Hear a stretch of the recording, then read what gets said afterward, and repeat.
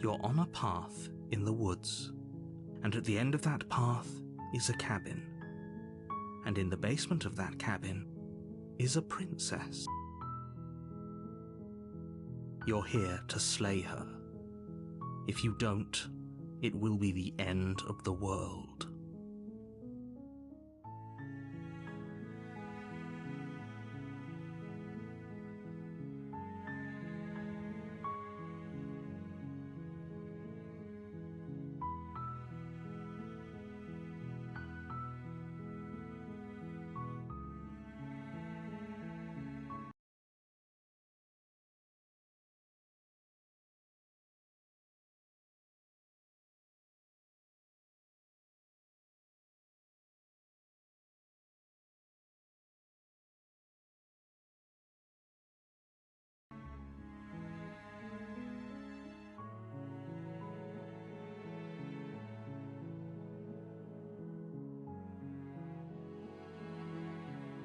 I'm talking about the end of everything as we know it.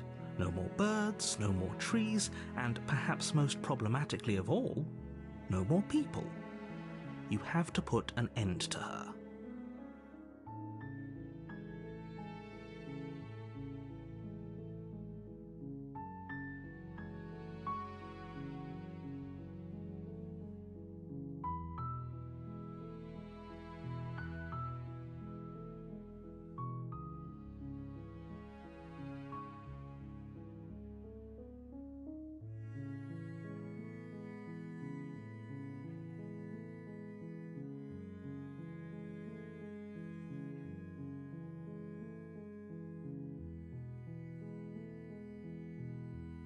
Look, you're already on the path that leads to the cabin. Why would you be here if it weren't to complete a very important task? You've made it this far, you might as well reach the end of your journey.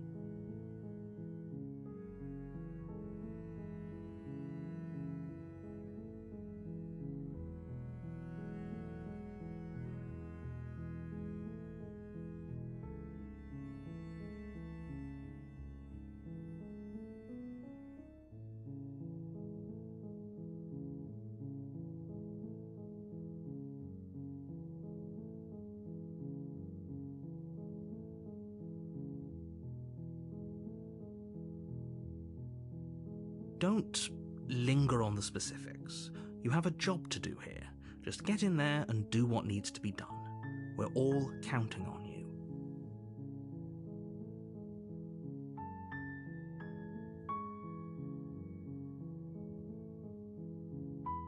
Yes, but you'll have to slay her before you get it.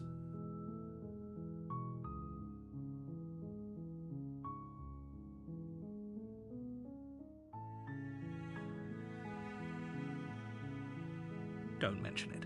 It's all part of the job. You make your way up the short path to the cabin. You'll find the princess within.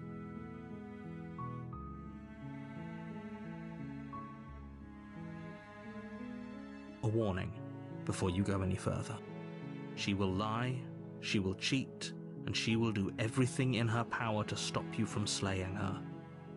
Don't believe a word she says.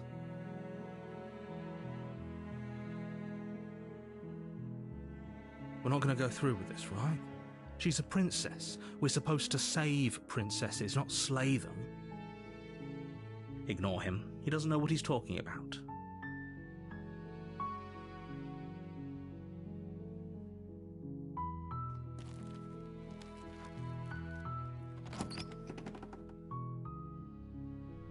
The interior of the cabin is almost entirely bare. The air is stale and musty, and the floor and walls are painted in a fine layer of dust.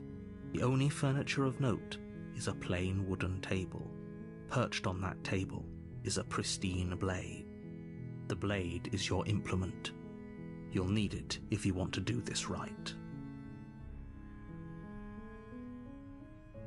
You take the blade from the table. It'd be rather difficult to slay the princess and save the world without it.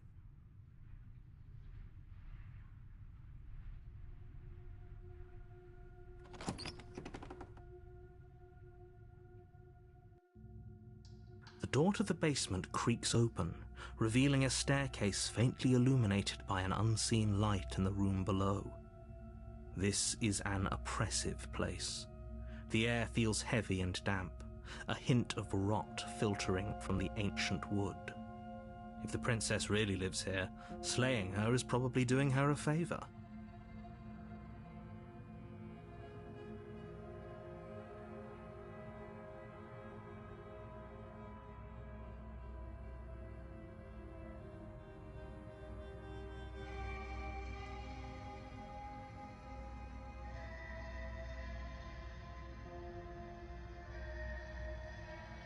Her voice carries up the stairs. Who's there? She sounds dangerous. It's almost as if she's the one in charge down here. Don't let it fool you. It's all part of the manipulation.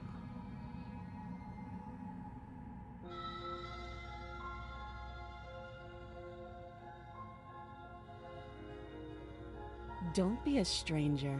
It's been so long since I've had any visitors. Come on down.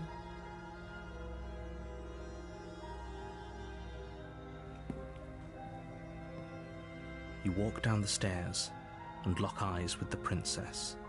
There's a heavy chain around her wrist, binding her to the far wall of the basement. She's so coldly beautiful. Is she really a threat to the world? Focus on the task at hand. And there you are. Are you here to kill me or something?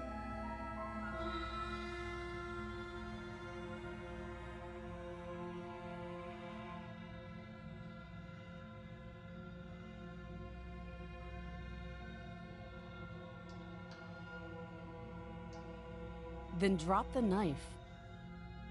We should. It'll go a long way to building trust with her. Don't you dare. It's fine. We can decide what we want to do after we talk to her. Maybe she really is a monster, but killing someone in cold blood isn't very becoming of us. You ignore the trembling in your hands and tighten your grip on the blade. You poor thing. Your hands are shaking. Are you scared of me? Because you should be. You step forward, your grip on the blade tightening as you steel your resolve. I'm probably chained up in this basement for a reason, right? And if that knife is the only weapon you have, you'll have to get close enough to use it. So, you should just drop it. Best not to risk finding out what I can do. She's unarmed. If you hesitate now, it'll be too late. End this.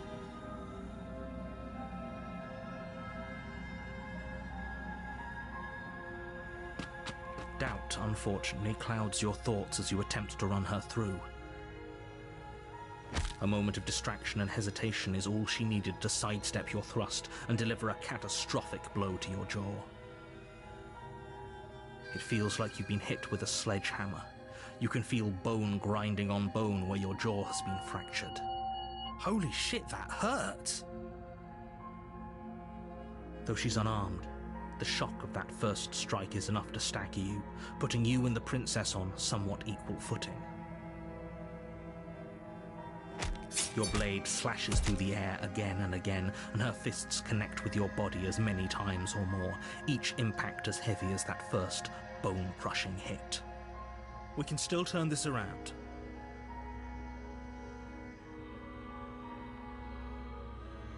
You and the princess stare at each other, both gasping for breath, equally exhausted. You probably won't make it out of here alive, but you can at least make sure that she won't make it out of here either. Excuse me? Do you think this is what I wanted to happen? I have a duty to state the facts of the situation, and honestly, it's a miracle anyone is still standing right now. Can you not feel all those ruptured organs bouncing around in there? If the princess doesn't do our friend in herself, internal bleeding is certain to finish the job. The two of you clash for the final time. You feel your ribs break as she delivers a heavy blow, but you push through the pain, falling forward and sinking your blade deep into the princess's heart. Oh. The two of you fall to the floor. This was fun. The princess gasps, her voice an unhealthy rasp as her lungs start to fill with blood. You put up more of a fight than I thought you would.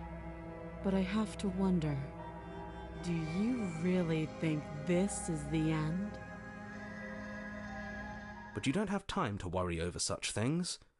Everything goes dark, and you die.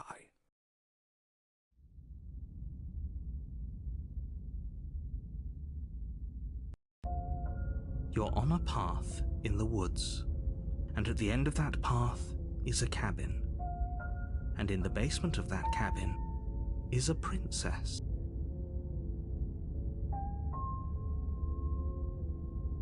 You're here to slay her. If you don't, it will be the end of the world.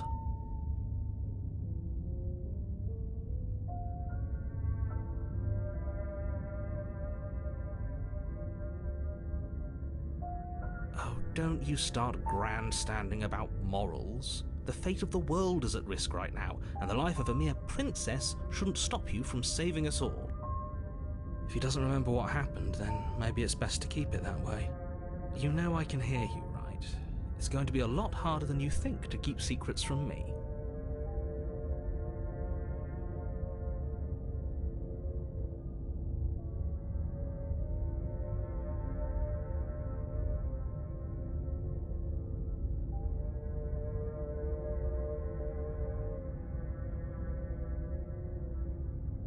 That's fine. It doesn't matter if he can hear us. The only thing that matters is marching up to that cabin and winning. That's the spirit. There's no point in squabbling when the real threat is just up that hill.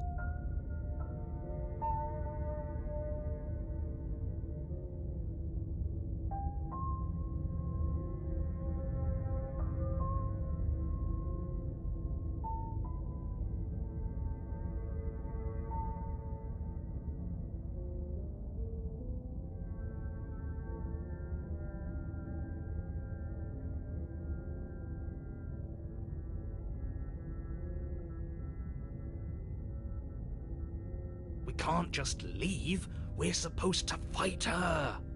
Where are you going? Seriously? You're just going to turn around and leave?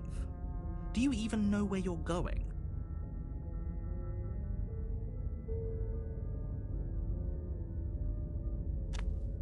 Fine. I suppose you just quietly continue down the path away from the cabin. That's strange. It looks like this path also leads to the cabin. How convenient. Everything's back on track again. Maybe the world can still be saved after all.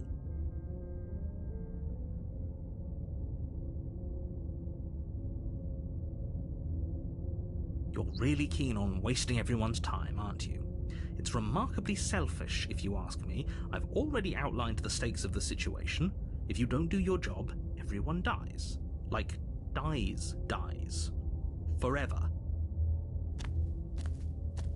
But fine, you turn around and trek back down the path you came. Wait, something isn't right. Can you still hear me? You're supposed to wind up back at the cabin again. But everything is getting fuzzy. What's going on? Where are we? I told you we shouldn't have come here. I told you. But did you listen? No.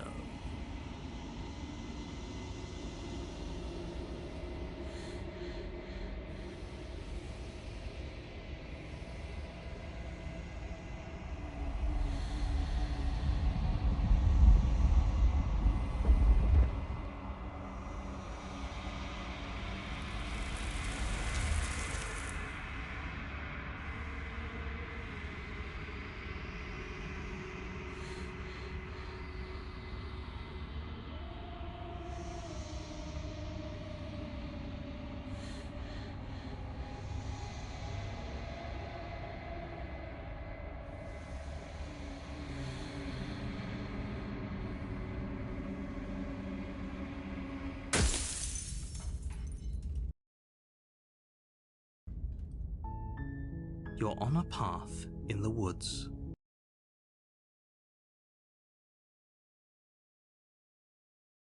And at the end of that path is a cabin. And in the basement of that cabin is a princess. You're here to slay her. If you don't, it will be the end of the world.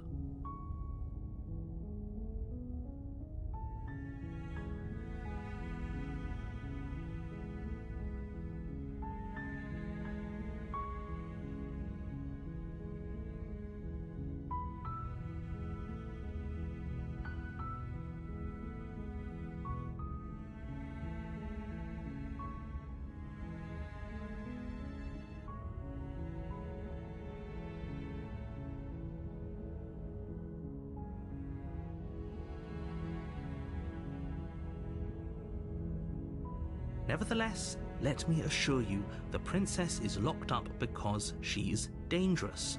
She is not dangerous because she's locked up. And before you decide to waste even more of our time by asking how I know that, let me suggest a more pragmatic lens through which to view this situation. Causality doesn't matter here, because the end result is the same no matter what led us up to this point. If the princess leaves the cabin, the world will end. And there is no changing that. It's no use arguing semantics over a metaphorical chicken or egg, because the egg is hatched and it's about to ruin everything. Unless, of course, you do your job and slay her.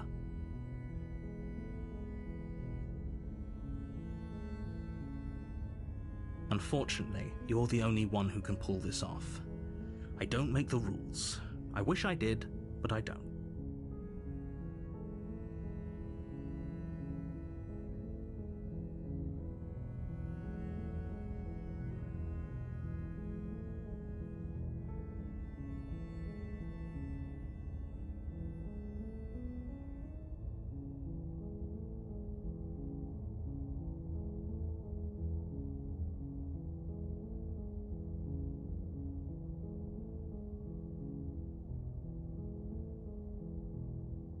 That's the spirit.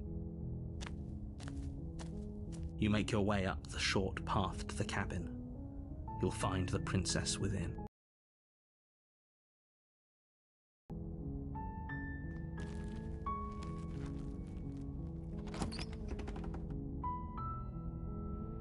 The interior of the cabin is almost entirely bare. The air is stale.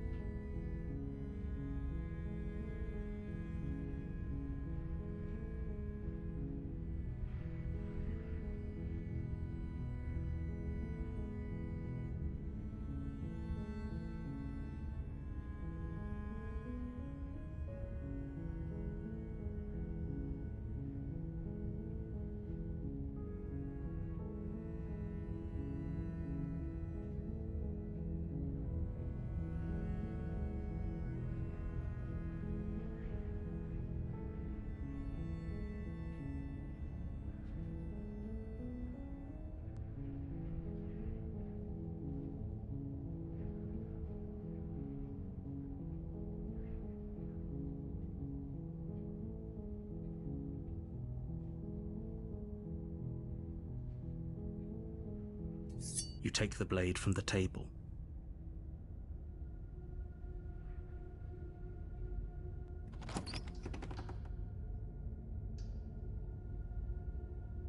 Oh, it's been so long since anyone's come down here. I was starting to think they'd forgotten about me. You walk down the stairs and lock eyes with the princess. There's a heavy chain around her wrist, binding her to the far wall of the basement.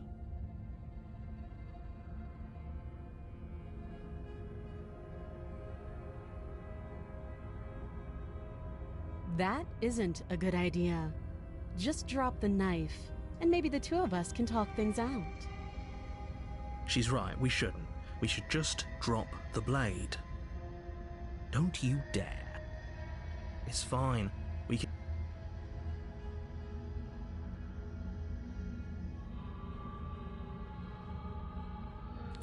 You ignore the trembling in your hands and tighten your grip on the blade.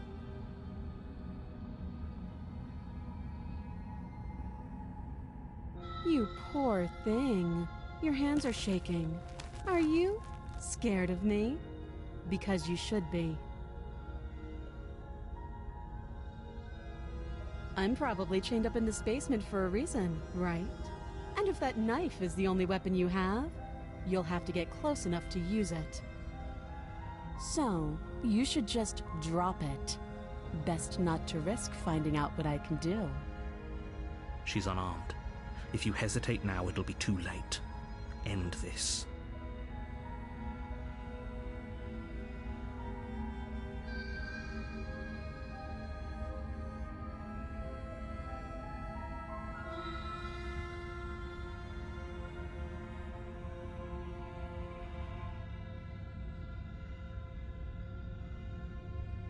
You go into this expecting to die. You're going to die. Hesitating? Why don't you drop the knife and the two of us can be civilized with each other?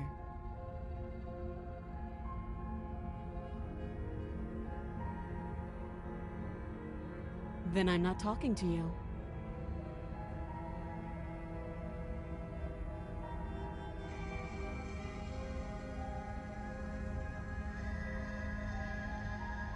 You stare at the princess, squinting.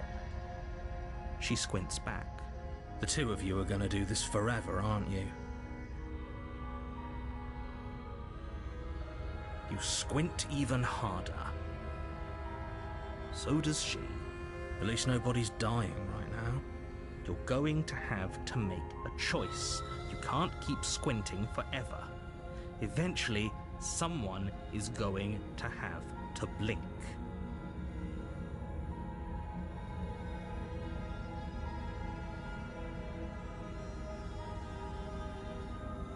You charge the princess, blade trembling in your hand, but you've already lost the battle. She casually sidesteps your thrust before knocking you to the ground with a single blow from her elbow. We shouldn't have hesitated. But she doesn't stop there. She kicks you a few times for good measure, the pointed tip of her shoes feeling like a pickaxe against your fracturing bones, making sure you stay down. As you lie, crushed and broken on the basement floor, the princess kneels on your throat with the kind of weight you didn't think her slight frame could possibly possess. As you gasp for air, she eyes you with an intense curiosity. You shouldn't have let that fear creep into your heart. You had the upper hand, and now look at you. Is this really the best you could do? Look at you. Completely broken. I'd be lying if I said I wasn't a little disappointed. She applies more pressure, slowly squeezing what's left of your life out of your lungs. This is the end, isn't it? I'm afraid it is. Everything goes dark, and you die.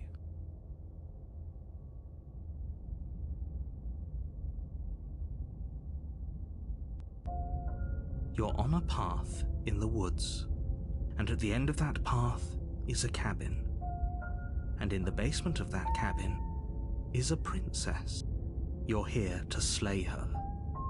If you don't, it will be the end of the world.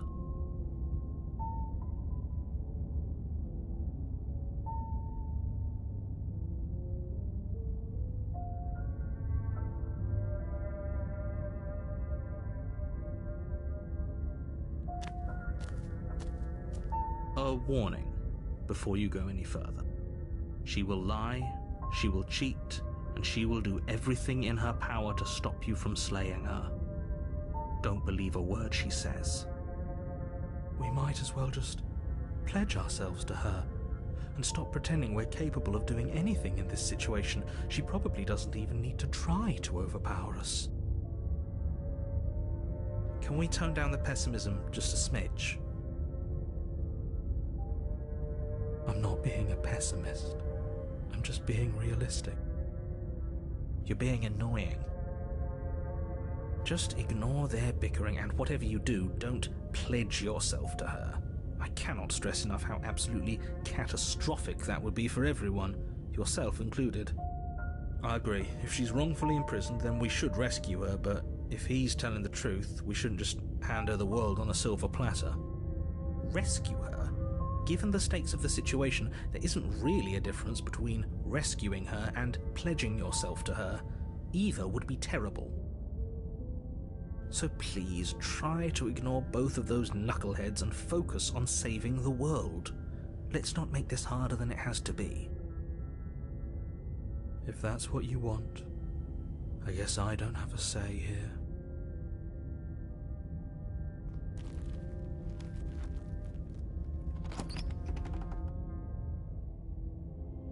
The interior of the cabin is larger and more grandiose than its humble exterior would suggest. The only furniture of note is a massive marble altar with a pristine blade perched on its edge. The blade is your implement. You'll need it if you want to do this right. Why do we feel so small? We don't feel small. We are small.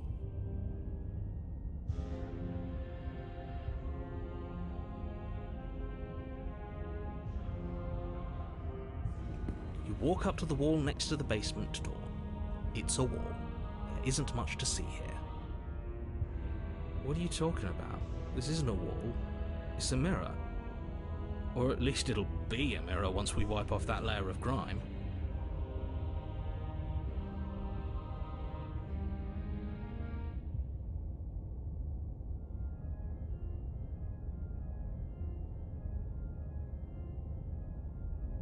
You reach forward and rub your hand against the cabin wall. I hope you know how ridiculous you look right now. We should count ourselves lucky. Some things are better left unseen.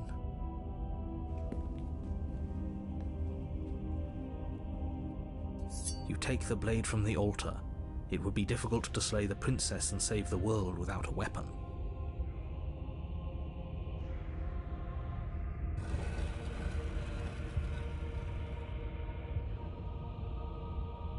The door to the basement creaks open, revealing a spiral staircase, its steps almost as deep as you are tall.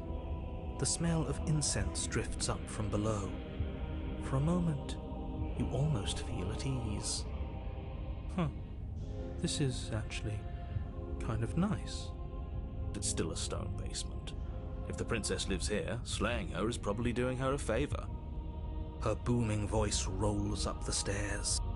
Is that a guest I hear? Don't linger on the stairs. Come down and witness me. You weren't kidding when you said it was booming. She wasn't like this last time.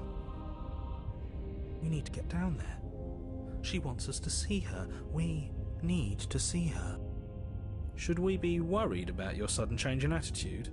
Just a few minutes ago you were going on about how pointless everything was. Now you want to go down there. It doesn't matter what that little voice says. He's not the one making the decisions. Though if his ramblings get you to the princess, they get you to the princess.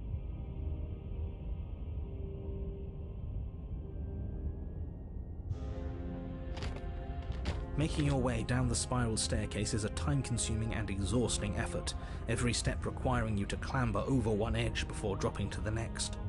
But soon the end comes into view, and you tumble to the bottom, entering the vast, temple-like room beyond.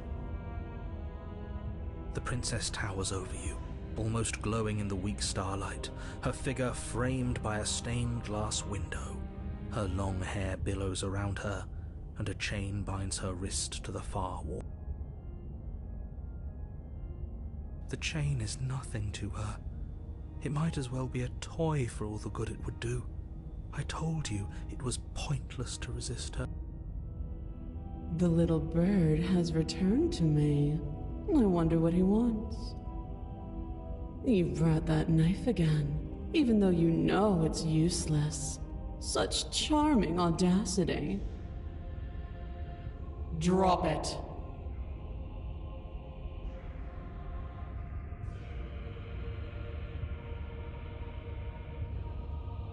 As if on command, the blade slips from your grasp.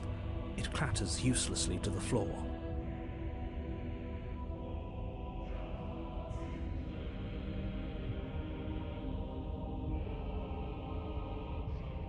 But we didn't drop it.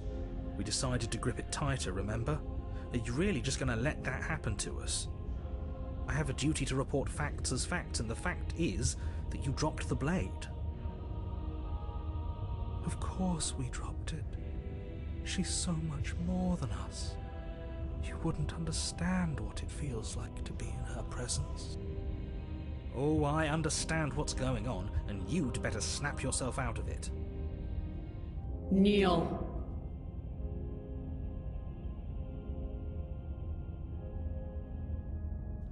On her command, you fall to the floor, knees painfully connecting with hard stone. That's my good little bird. Now, why don't we talk?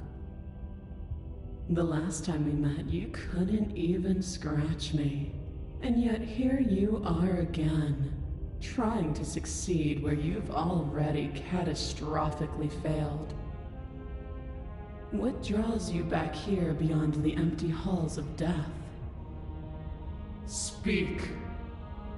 The last time we met, nobody should have met her before this. You should be the first. You're the only one I trust to deal with her. Then you shouldn't have trusted us. There was nothing we could do to stop her then, and there's nothing we can do to stop her now. He's being melodramatic, but yeah, we've been here before, and she absolutely destroyed us. What are we even supposed to do to stop her? That's worrying.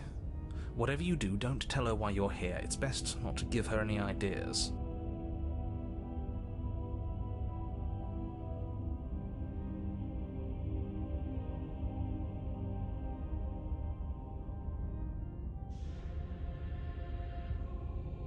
Do you think holding shut your beak is enough to stop me from prying it open? Do you think your skull can save your thoughts from being seen?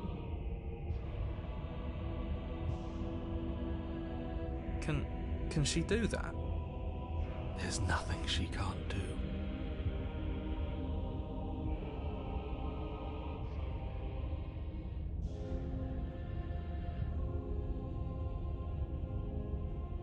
Meekness, despair, but a hint of something more. A small taste of stubborn resistance. A grain in the storm of my cosmic wind. Enough to be felt, but not enough to matter. And there it is. I am destined to end the world. Something about that thought wraps itself around my heart. It feels like a fundamental truth to my being that I'd somehow forgotten. The collapse of the old is a necessary prelude to the birth of the new. And the world as it is now is overdue for alterations. It's time for me to seize my destiny, and you, little bird, will help me seize it. She's inevitable. There's nothing else for us to do but help her. Maybe she'll be nice to us.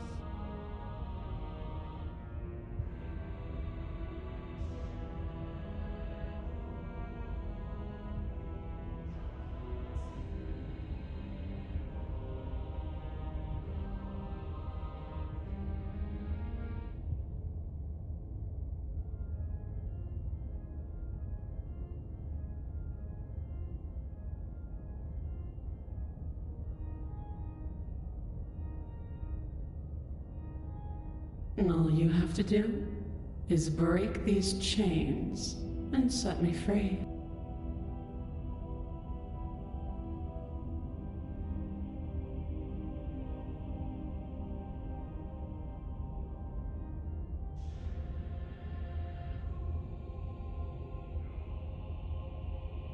I see.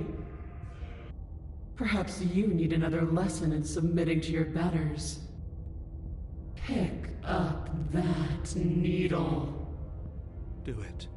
It's what she wants. No objections here. I don't know what she's planning, and I don't like that we don't know what she's planning, but we might as well pick up the blade. As your eye falls on the blade, you feel a weight. Some divine hand that sits unperceived by your senses, but that manages to push you towards its desires like an unseen puppeteer.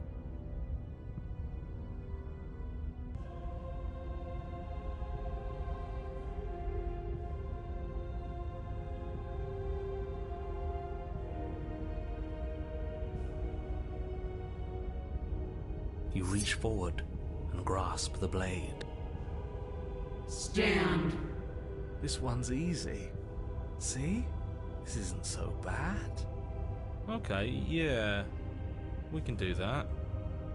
We were probably going to stand anyway.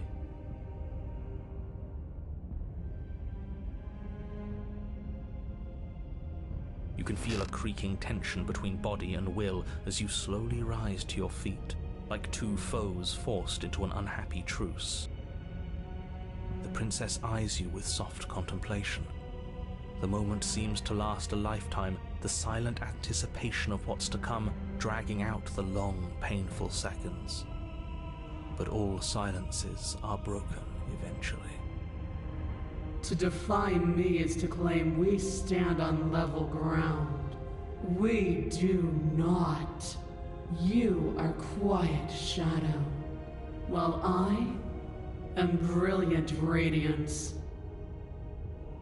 Take that knife in your hand and slit your throat. What? You don't have to listen to her. You're armed. Just steel your nerves, step forward, and end this. Oh, we'll end this all right. Your hand lifts the blade and brings it towards your throat. Okay, I apologize for the unclear language. End her.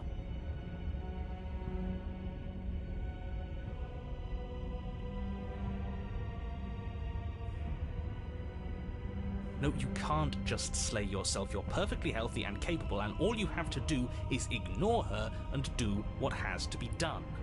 The blade and the hand that wields it remain firmly locked in place until you change your mind and decide to do literally anything else. Look at you quaking against my will. An ant defying a god.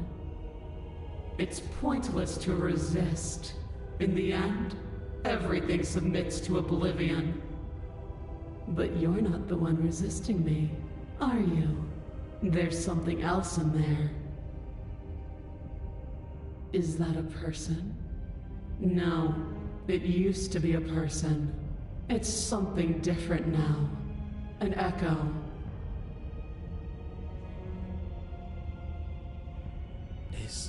Is she talking about you?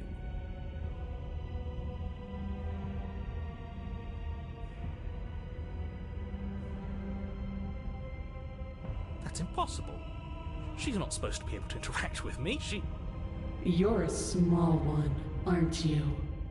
A shriveling little worm stretched beyond its limits, trying to control things that it can't understand.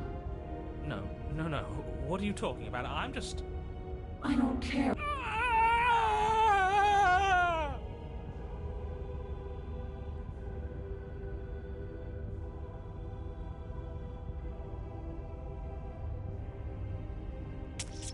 You bring the blade to your neck. You slice through soft flesh, severing veins and arteries, your blood flowing freely down your body. It's a painful lesson in obedience, but the pain won't last forever. No. When I see you again, you'll free me from my chains and deliver me to the destiny that lies beyond this place. We will. I promise. I know you will. Everything goes dark, and you die.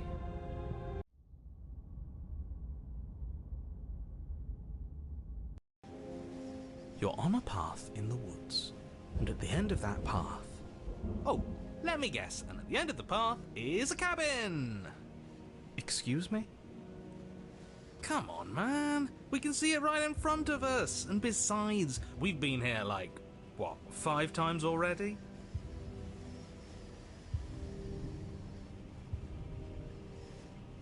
I think this is 3.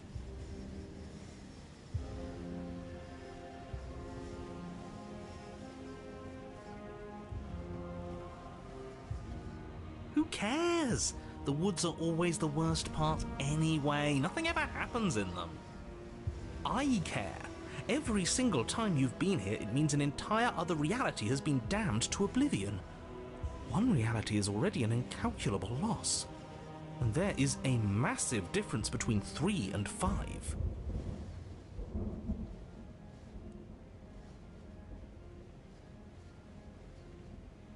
Feels like the numbers getting thrown around here are too big not to be abstract. Numbers like 5. Numbers like entire realities. At the end of the day, it's all just silly, isn't it? None of us can count to a whole reality, and he's asking us to think about the difference between 3 and 5. You're already starting to lose the thread. Just because you can't personally sum up the contents of an entire reality doesn't mean that the people inhabiting it don't contain moral value. If you have any sense of ethics left in there, if you have any moral compass, please, you have to stop her. Don't you get it? Might makes right, and she didn't even have to touch us last time to prove her power. So what? Just because she made us kill ourselves, we're supposed to submit to her authority without question? I knew when to surrender to our better. You would have lost eventually anyway, and it would only have made her angry. It would only have made things worse for all of us. Oh, for the love of...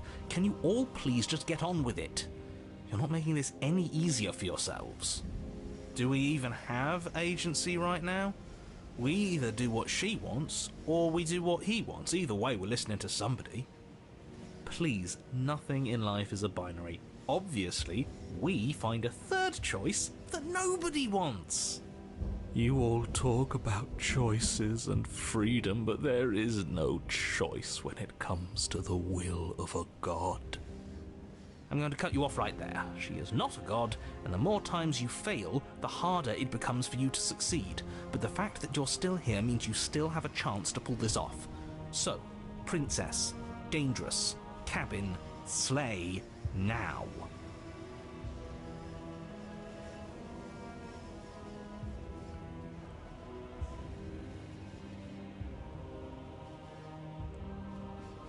And right now you have neither the time nor the mental acuity to handle a single response. It's now or never. But a great and horrible change is already underway. The ground quakes beneath your feet, and you feel an unyielding force pulling at you and your surroundings. The trees start to sway, then crumble, breaking apart as everything is drawn towards the cabin. Even the earth beneath you seems to shift, your feet unable to grip solid ground as you're dragged forward along with everything else. The end of everything. The beginning of something new. The moment we open that door, she will be free. Any, words of warning? You already know everything you need to know. As you step forward, the cabin explodes. You're flung backwards, violently slamming into a tree as debris rains down around you.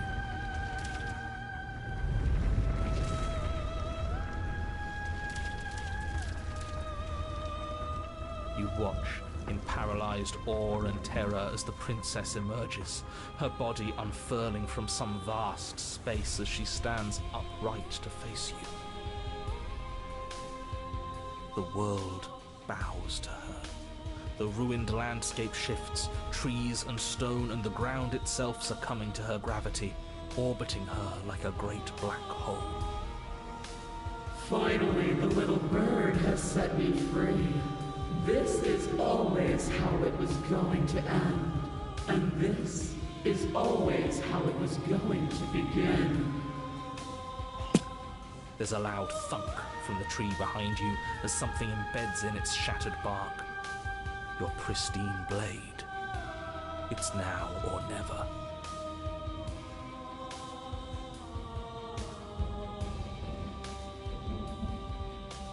With a grim determination, you yank the blade from the trunk.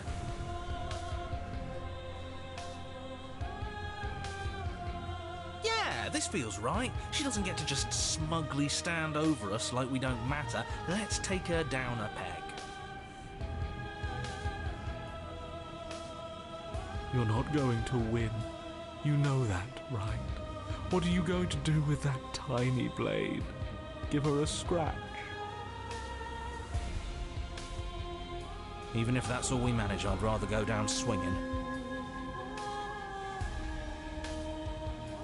See how everything's floating around her? I bet we could make it if we just jumped really hard.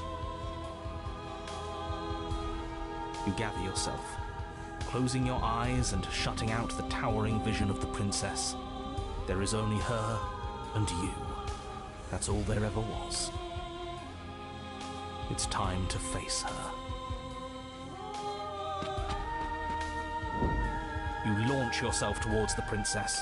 The pull of her gravity catches you, carrying you across the ground into the violent swirl of her orbit. Such defiance even now. Do it then. Show me what you think it takes to end that which is destined to end everything. Don't you see how hopeless this is? She fears nothing. That's right, she doesn't! So she has no idea what she's in for.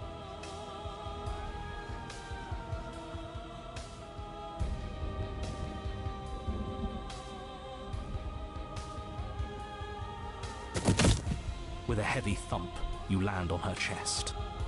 It's now or never. We've come this far. Let's take it home. You strike, but her skin is like steel. Though you stab at her again and again, the wounds are superficial, mere etchings in a sprawling surface. You see? It was always pointless. All this has done is bring us close to her. And how beautiful it is to be so close. It's not pointless, it can't be. We wouldn't be here if there wasn't some hope we could succeed. Is that all?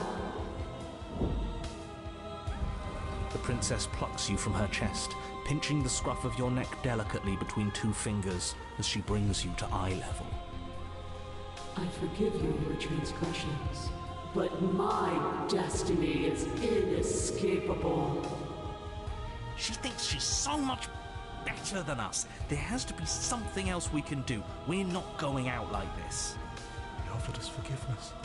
You would turn down such an incredible gift. You would turn away from her glory for something as petty as pride.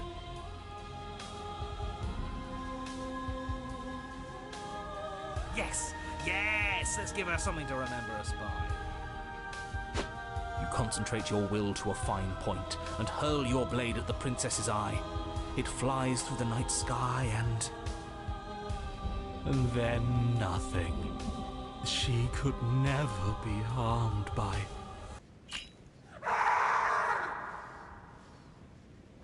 It pierces her cornea. She howls, recoiling in pain, and you fall from her distracted hand.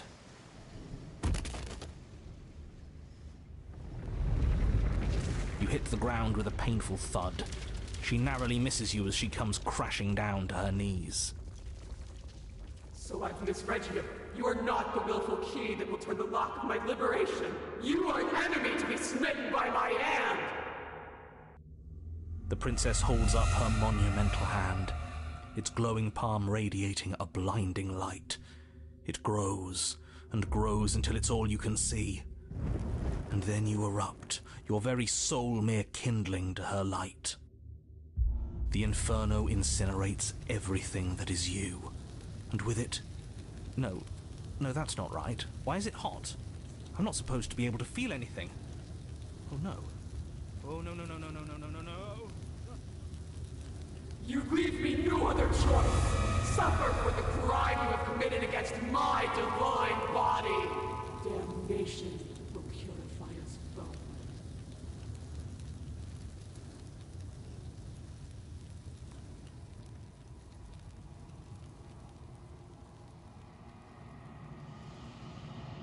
It's cold now, and I feel small. I thought I was everything. But I'm no better than you, am I?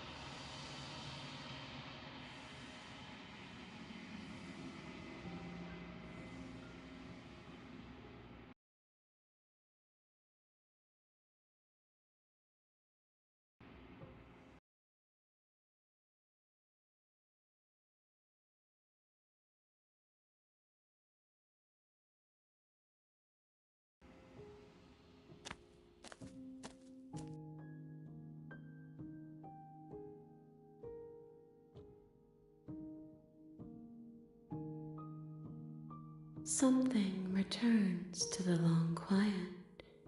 It has surrendered its path of annihilation and brings me the gift of a fragile vessel.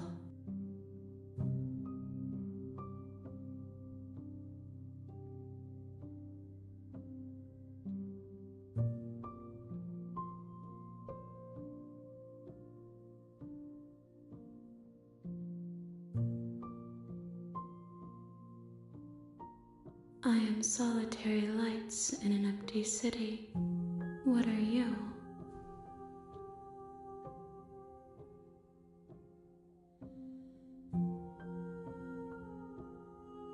Thoughts without connections. A dim and nascent network. I wish to be more.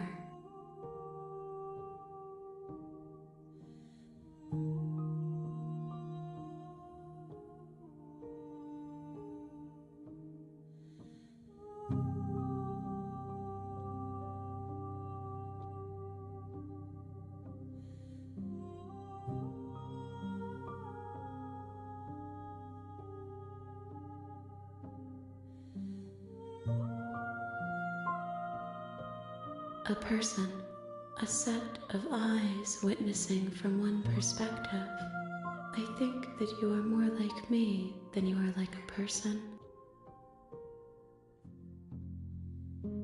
We are oceans, reduced to shallow creeks.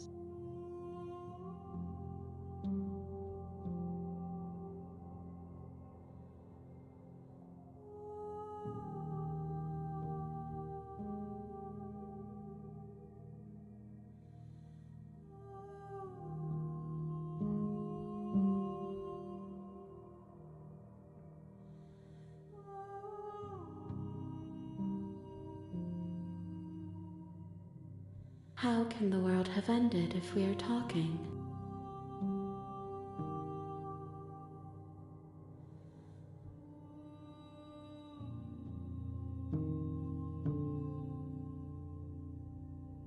You are the only thing I have ever known.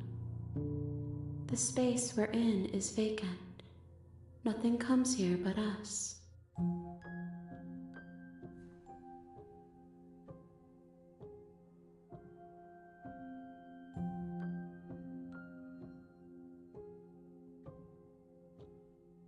She is part of me, and part of me is her.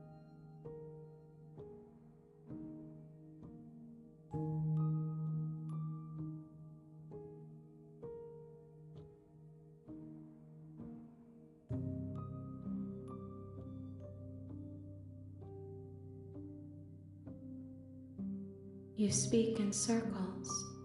Does it matter where one thing begins and another ends?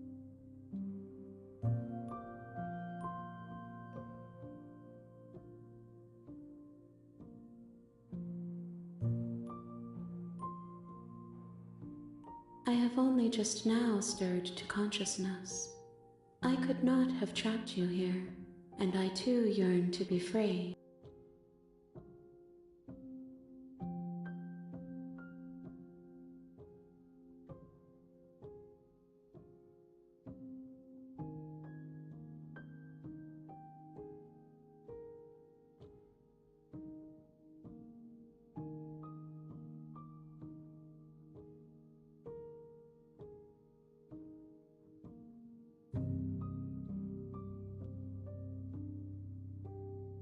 I know only that they are.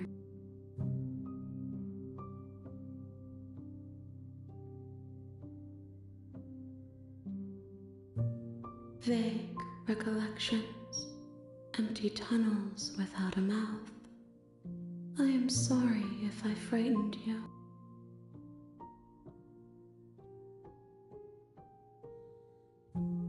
Yes.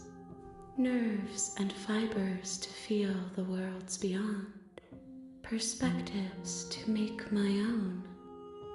This one sits at the cusp of awakening, a new god waiting to be born. She will make for a terrifying and divine heart. Do not mourn her, for she has finally found her light. I'm sorry. I promise that it doesn't hurt.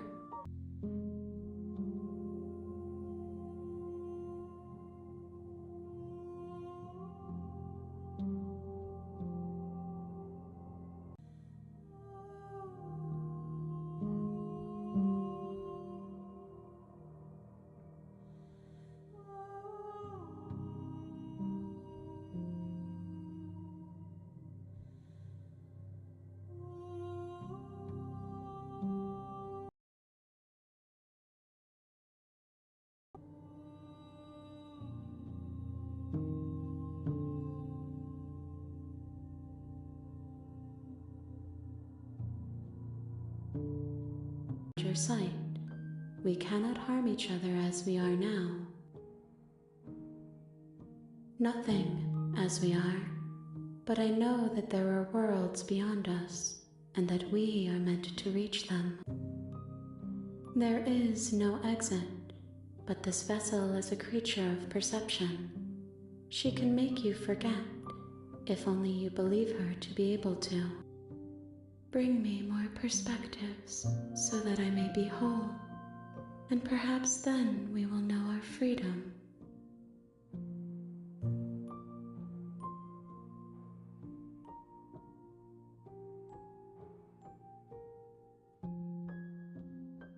You ask of things that cannot be done.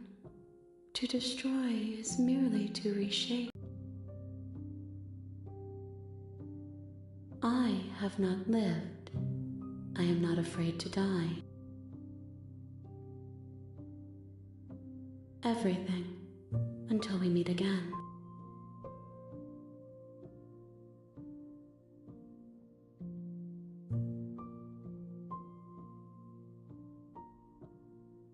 More than you have found, but less than there are to find. I am infinite. The rest will find their own way home.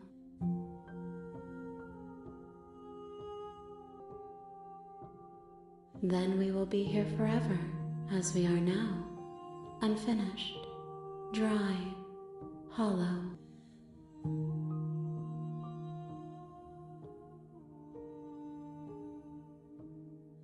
She asks that I tell you to remember her. You won't.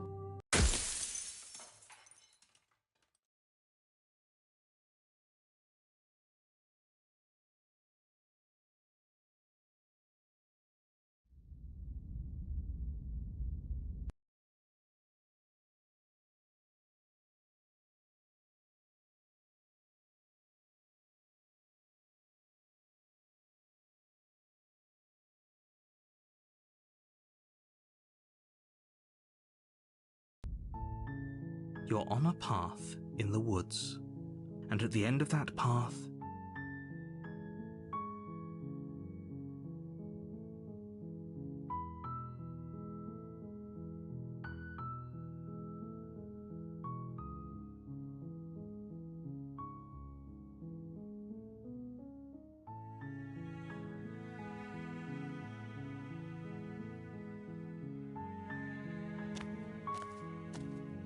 you make your way up the short path to the cabin.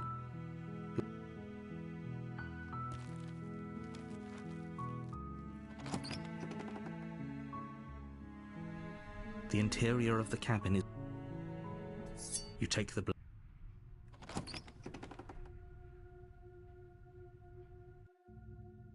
The door to the... Good. You're still listening to reason. You walk down the stairs and lock eyes with the princess. There's a heavy chain around her wrist, binding her to the far wall of the basement. You step forward, your grip on the blade tightening as you steel your resolve. Oh? No talking then? Fine. What even makes you think you can kill me? I'm probably chained up in this basement for a reason, right? And if that knife is the only weapon you have, you'll have to get close enough to use it. So, you should just drop it. Best not to risk finding out what I can do. She's unarmed. If you hesitate now, it'll be too late. End this.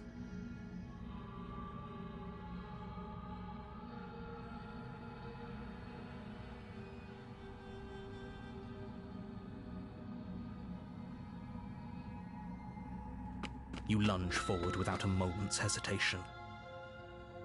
You feel flesh easily give way and look down to see your blade already sinking deep into her heart.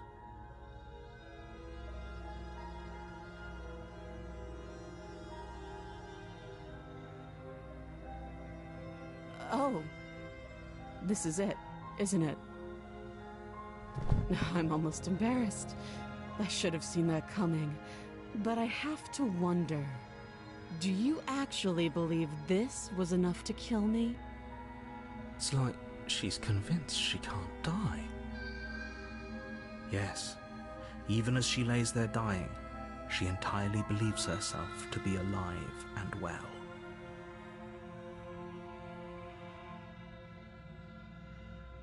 But it's over, isn't it?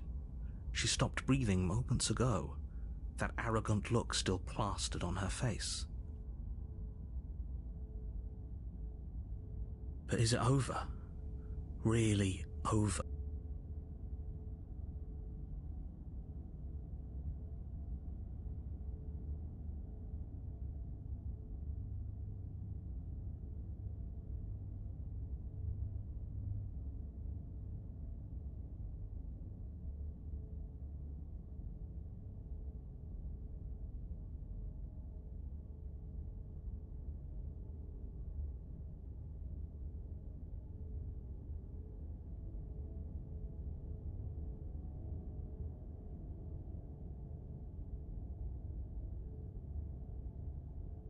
Yes, exactly. It's over.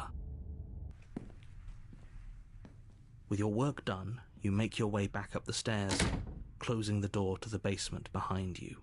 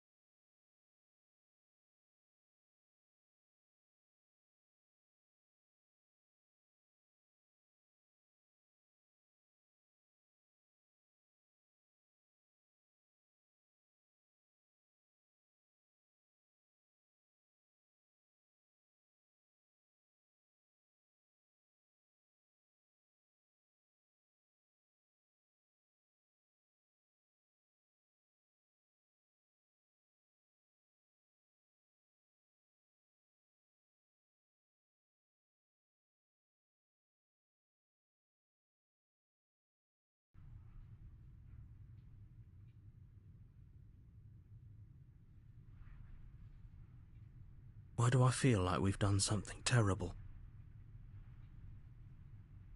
You did kill someone. Greater good or not, something would be very wrong with you if you didn't feel at least a little bad. But it was for the greater good. One of these days that will sink in and help ease your guilty conscience. But that day isn't today. Let's just get out of here. You open the cabin door, ready to return to a world saved from certain doom.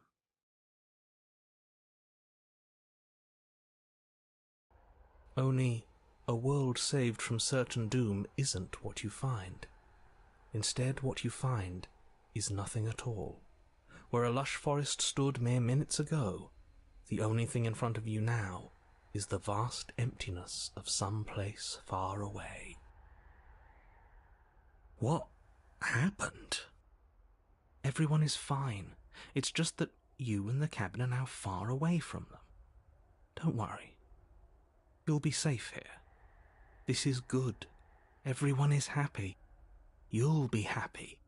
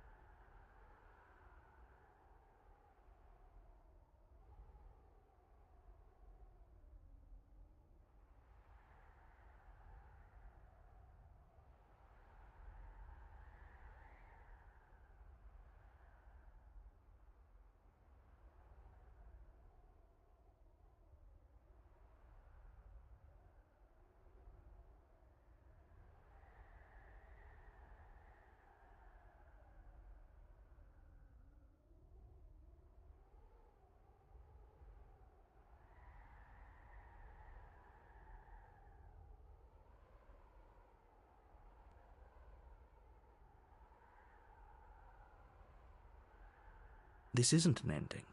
In fact, now that the princess has been slain, endings are a thing of the past. No. This is the beginning of eternity. Your reward. This is what's best for everyone. Trust me. Time passes. You can't be sure if it's days or months or years or even decades. It's all a wonderful, boring blur. You've never been happier.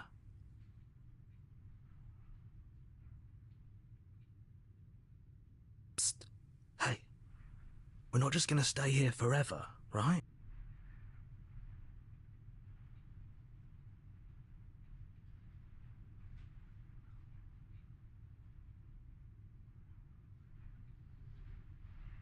Really? Well, if you ever change your mind, just let me know, I guess. More happy time passes, though the word begins to lose its meaning. Time, that is, not happy. Happy still has plenty of meaning. Please, shake yourself out of it. We have to get out of here. The little voice's pleas fall on deaf ears. Eventually you pass into a blissful state of pure existence. Though words like eventually and pass ceased to have any meaning to you long before that shift, you simply exist.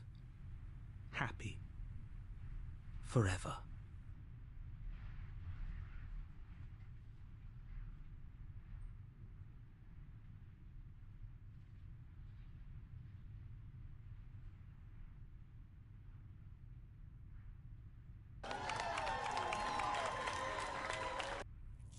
You have already committed to my completion. You cannot go further astray.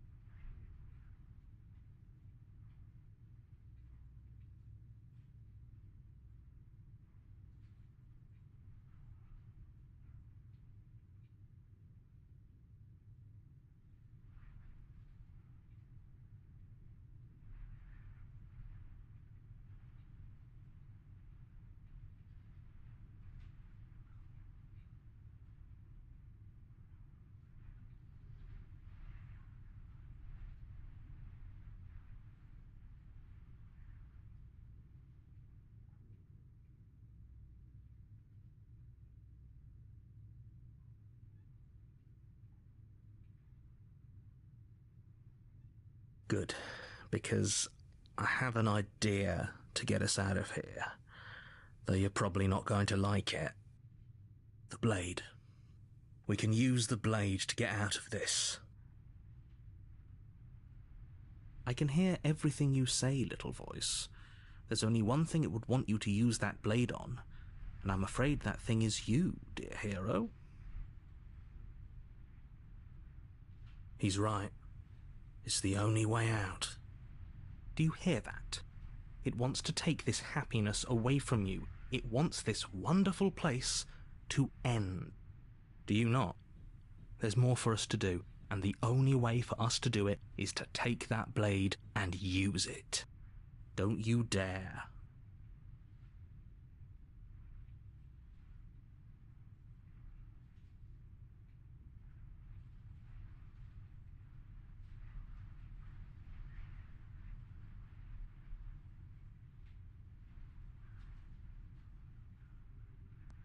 Thank you.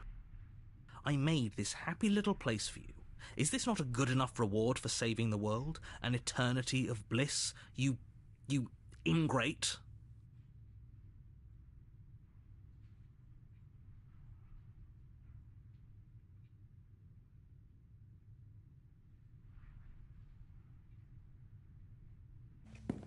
Fine.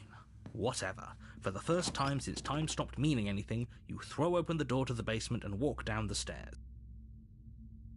The princess's body is dust and bones, though the blade you used to slay her is still as pristine as the day you first held it.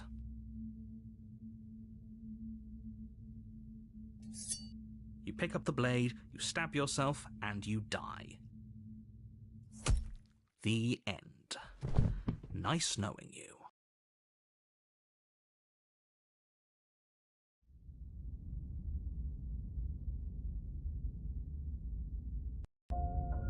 You're on a path in the woods, and at the end of that path is a cabin. And in the basement of that cabin is a princess.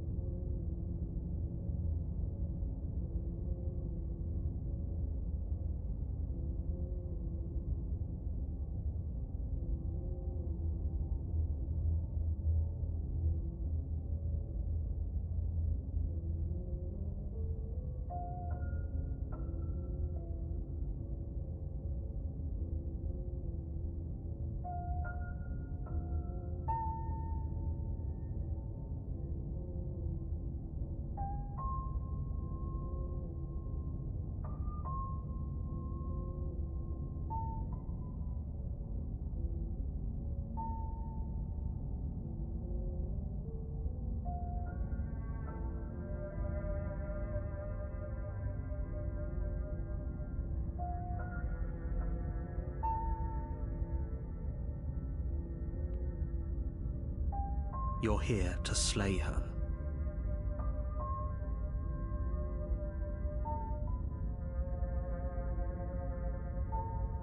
My tricks? What on earth are you talking about? We've just met for the first time. If he doesn't remember what happened, then maybe it's best to keep it that way. That's fine. It wasn't very hard to kill her last time. We'll just do it again. Well, if for whatever reason you're going to insist that this has happened before, at least your heart's in the right place.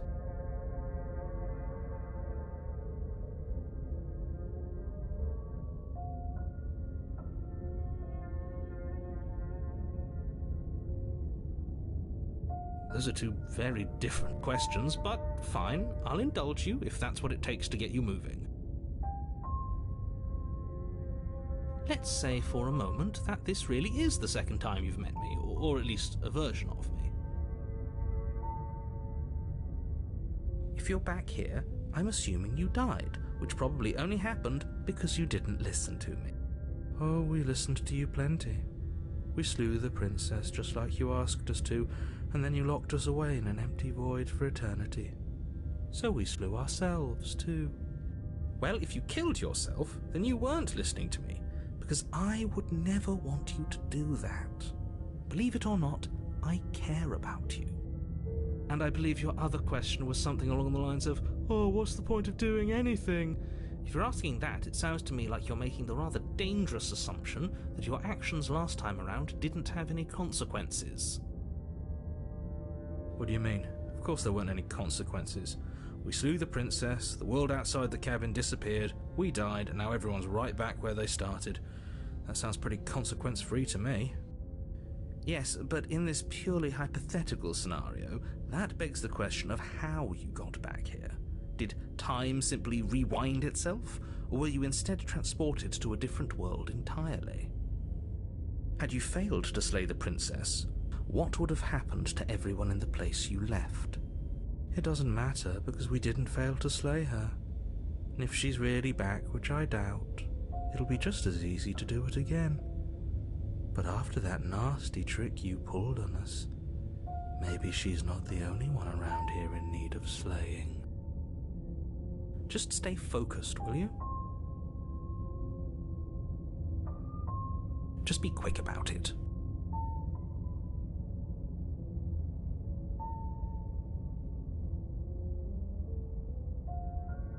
That's a good point. How do we know we didn't have things backwards? Maybe slaying the princess was what ended the world, not the other way round.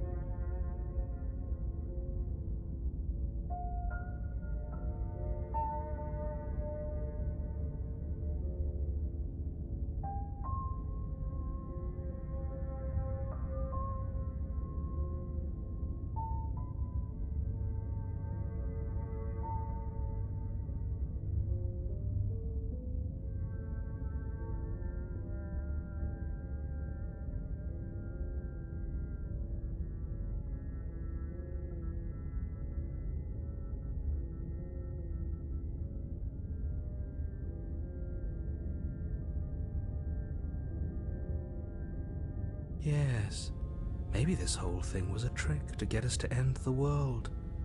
And now we get to go through the whole charade again, wholly aware of what's waiting for us at the end. But that's assuming she's alive in that cabin.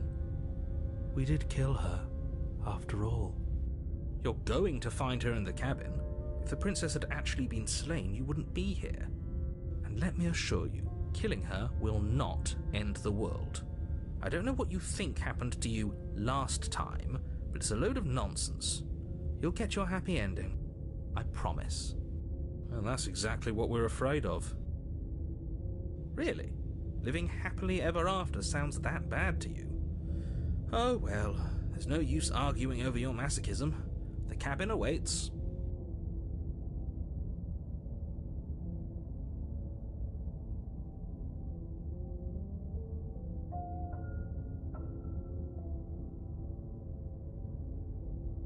She just can. You'll have to trust that what I'm saying is true.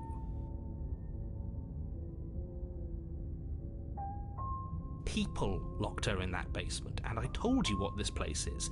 It's a path in the woods. Don't overcomplicate things.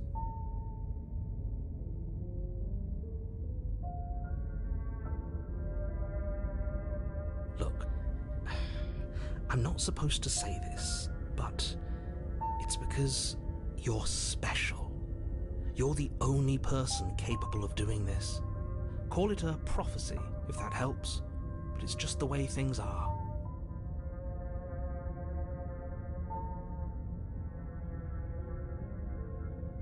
Oh, I didn't know we were special. Of course we're special. I've told you everything you need to know.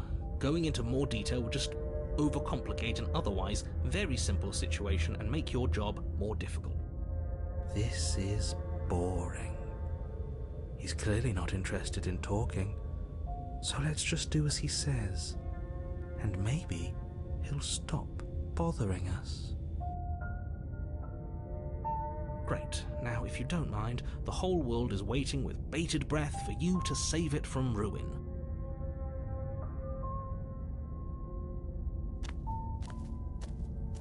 A warning before you go any further.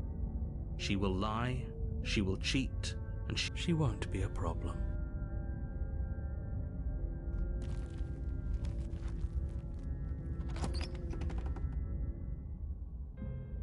The interior of the cabin is cold, a soft odour of dirt permeating the air. Cobwebs flutter in the corners.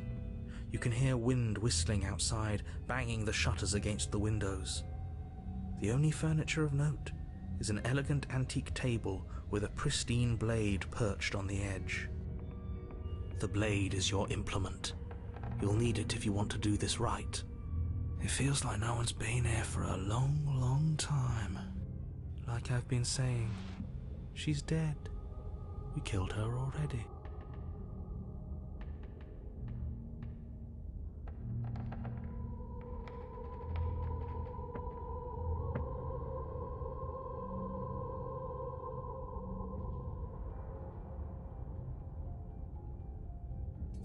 You take the blade from the table. It will be difficult to slay the princess and save the world without a weapon.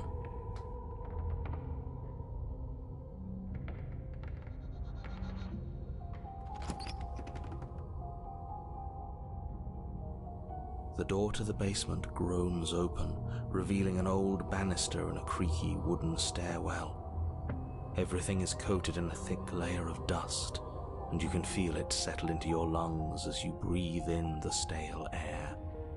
The very building itself feels dead. If the princess lives here, slaying her would probably be doing her a favor. The room below is silent. Nobody's here. Naturally. As much as I appreciate the optimism, you shouldn't be so sure. I guess we'll just have to go down and see. As you descend the final step, the form of the princess comes into view. A skeletal body lying in a heap on the floor, its wrist still bound to the wall by a thick chain. Okay, she's definitely dead. It's just like I told you. Before you have a chance to fit, two deep-set eyes stare up at you, followed by a mischievous, skeletal grin.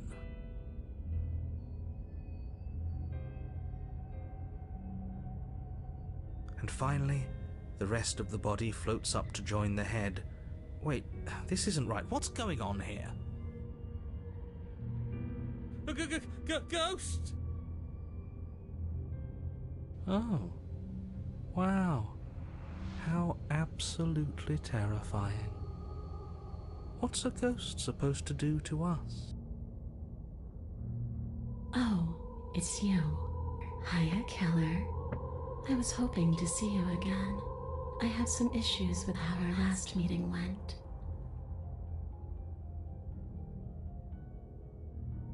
The princess drifts across the room into your orbit, gently running her fingers across your shoulders and down your neck as she circles you. Her touch is cold and ethereal, formless yet real enough that her icy fingertips send shivers dancing across your skin. So she has a body, and she's right there. That means we could kill her again, if we wanted to.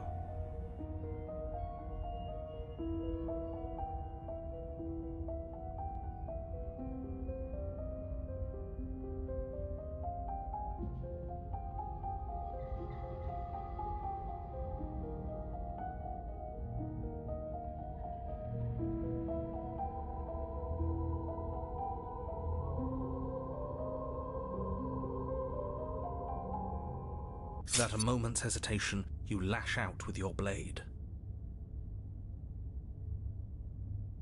It's like you're slashing at air. No matter how many times you stab at her, no matter how many angles you strike from, all you manage to do is interrupt her form, the skin of your hand prickling with cold as it passes through, unable to find anything solid.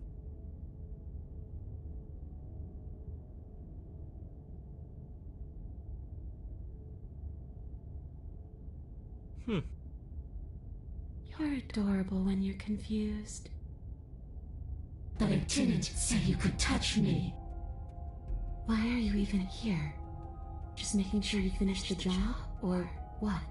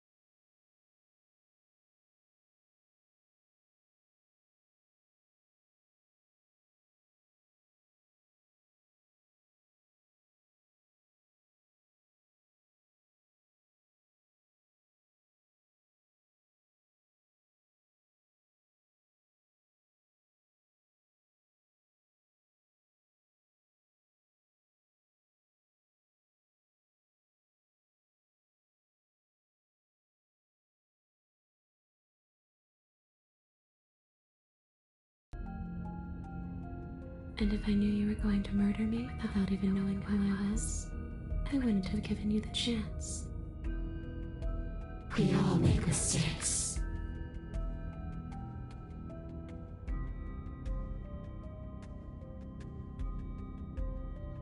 You don't look dead, killer.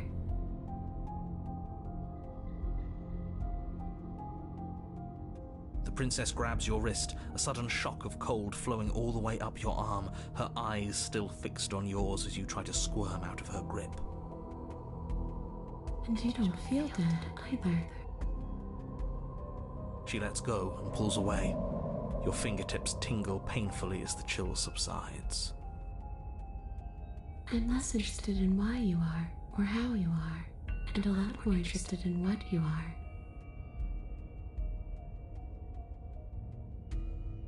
I've tried to leave on my own. Before you came back to me, I explored every inch of this place, even the spaces between the walls. But I never found a way out. I always wound up right back here.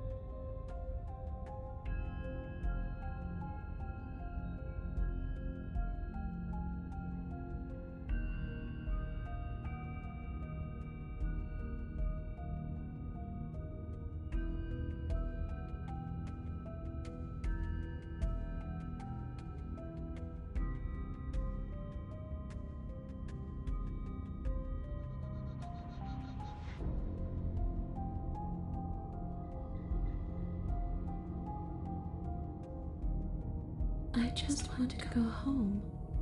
I'm so cold and alone here.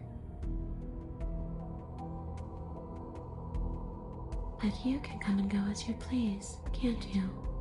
So, let me hitch a ride. After all, you own me. Absolutely not. Is she asking if she can possess us? She is. And I hope I don't need to explain why you can't let that happen. It would be catastrophic if she managed to escape this place. And if you let her in, there is very little anyone could do to stop her. Would she be able to see us if we went along with it?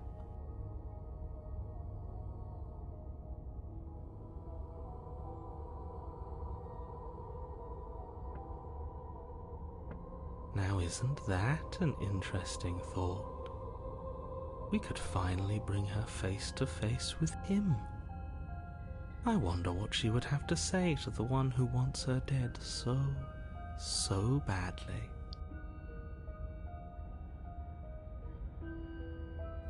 You won't like how things play out if you go down this path.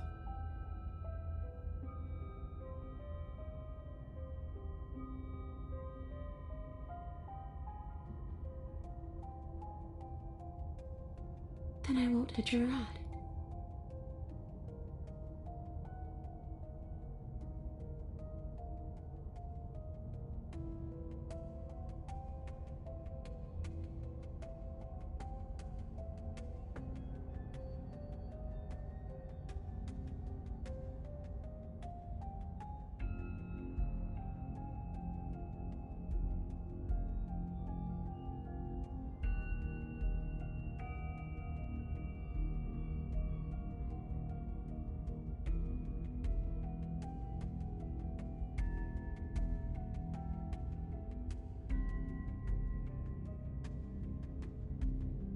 I'm sure you'd like to know.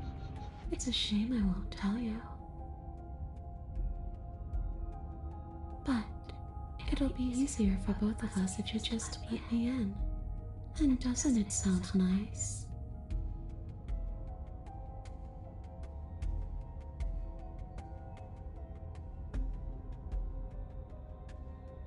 Maybe for her, but it's crowded enough in here as is. You won't have to feel guilty anymore. If you even do feel guilt. It could be the best way to trap her for good. Doesn't seem like it would be very easy to end the world from inside someone else's body.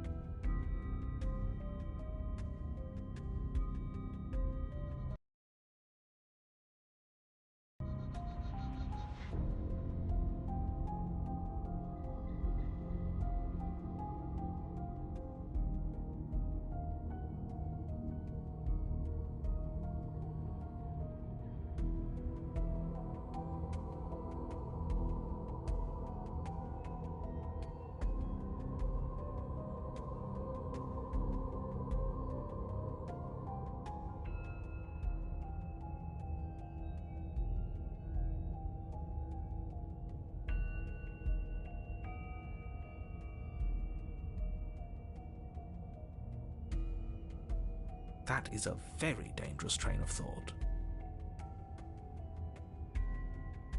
If I'm able to. But for all we know, that's not how it works. Maybe I'll wind up stuck with you for a long, long, long, long time.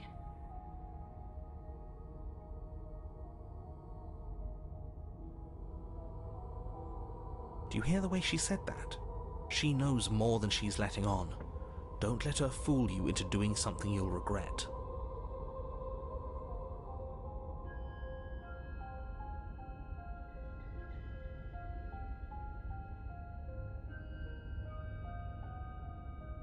Sure, why not? That doesn't sound very reassuring. I can't believe you're even entertaining her right now. I mean, just look at her. Do you think she has good intentions for her murderer's body? Of course she doesn't.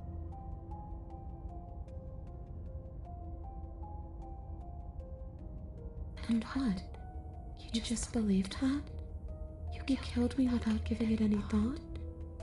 That's cold. That's rich coming from her. Every time she touches us, it's like we freeze over. She's right, though, but that's neither here nor there. What's done is done. What we do from this point forward is all that matters. Let's try not to let emotion get the better of it.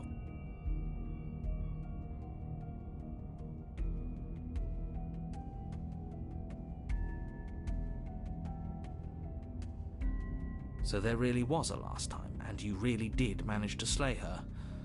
I would have liked to think I was the first, but there's no point living in denial. The first? It doesn't matter. The only thing that matters is this. Don't underestimate your own capabilities. If you truly managed to slay her last time, that doesn't mean she wasn't a threat.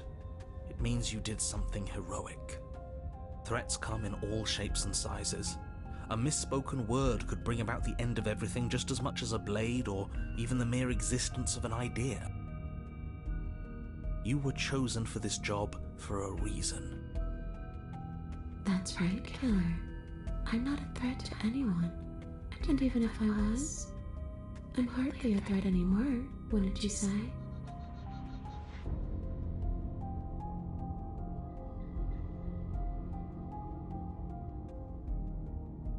I don't know. Maybe I'll just fade away. Finally able to rest once I'm free from my unfinished business.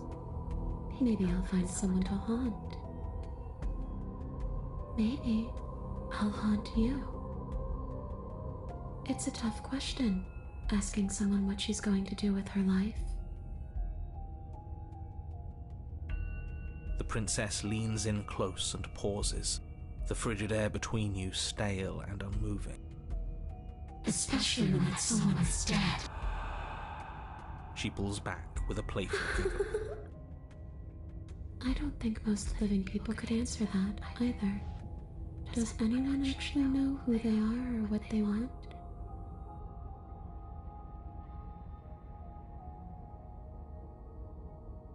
I don't know. I just wanted to leave. I still just want to leave.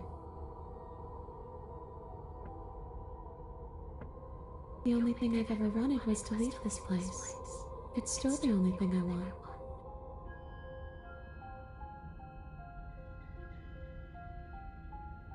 It does. We're not asking you. We've heard your whole speech already. I really don't know. I'm not lying to you. I promise. The world doesn't matter. All I remember is that I'm supposed to be there, not here. I'm just supposed to be a part of it. It's home, I think. But what does it mean for anything to end? I ended, but I also didn't. And you ended too. But here you are. And you don't even look any different.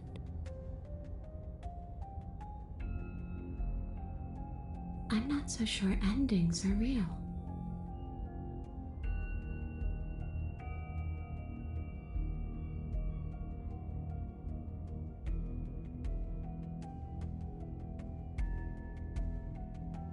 Without a moment's hesitation, you lash out with your blade. It's like you're slashing at air.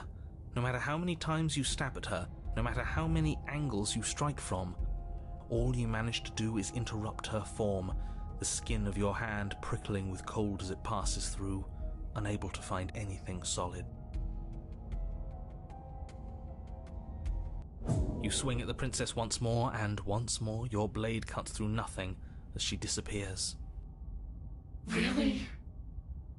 Her voice chides from elsewhere in the room.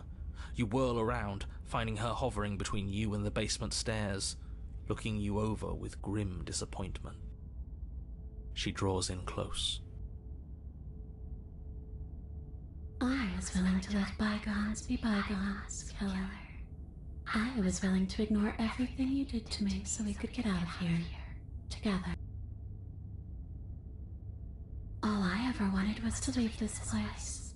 All I ever wanted was to find a way back home. Wherever home is. Her eyes turn from wells of sorrow to pits of wrath as she stares into you. I guess violence is the only language you speak.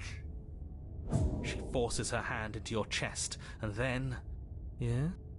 Nothing happens. Are you sure about that? Something should have happened. And yet it didn't. We're fine.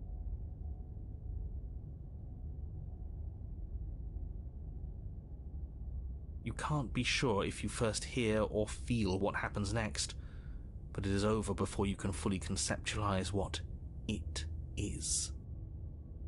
A horrific splintering, the squelching of organs, the rending of tissue, an icy, numbing pain. I'm done asking. The next time I see you, I'm taking everything I owed. Starting with your body. If you won't choose to give me my freedom, I'll just have to make you give it to me. She's real now. If she's making us dead, we should return the favor. You swing your blade towards her briefly corporeal throat. It connects. A gash widens across her neck, glowing ectoplasm leaking from the wound. But it's too little, too late. In her hand, you realize she clutches your still beating heart. It thumps unsettlingly. Did we get her? Even if we didn't, we've given her something to remember. See you soon, killer. I'm afraid you'll never know. As she crushes your precious organ in her hand, everything goes dark, and you die.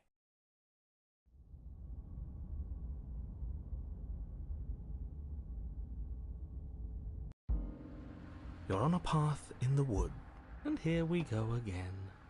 Off to slay her again. The deck's stacked, isn't it? We kill her, we start again. She kills us as a goddamn ghost, we start again. I'm starting to think we're being run in circles just for the sake of it. Come on, let's not give in to all that misery just yet. There's got to be a way out of this.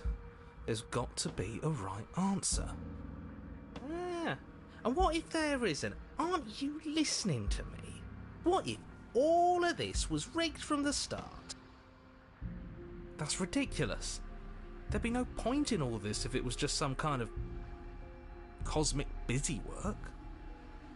I think that's exactly what it is. The powers that be seeing how many ways they can screw with us. Could be it's all some kind of sick joke to them. Okay, so you've already been here. Twice even. Great. Then let me poke a few holes in your depressing little theory. Nobody here is screwing with you, and I can't imagine any scenario where you would have started over after slaying the princess.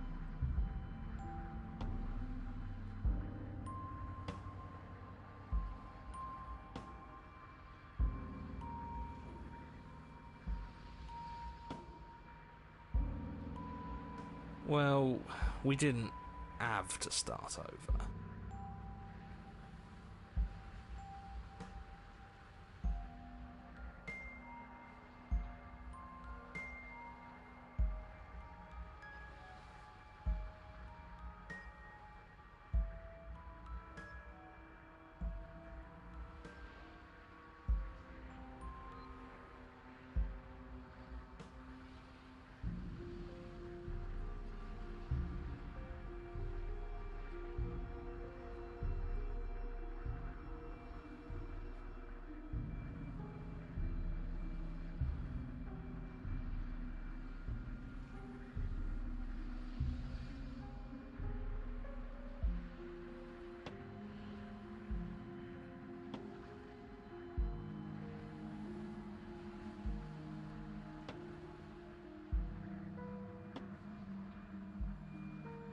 We killed ourselves. And why, pray tell, did you do that?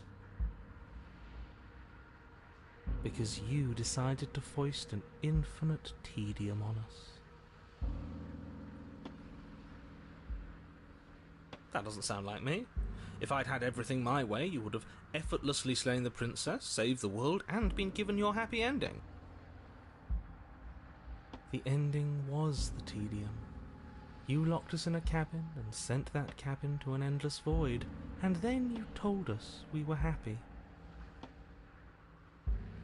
Well, were you happy? Of course we weren't happy. That's why we killed ourselves. It was awful.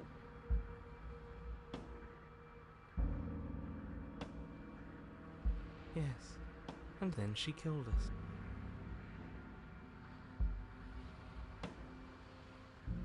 Even though she was already dead.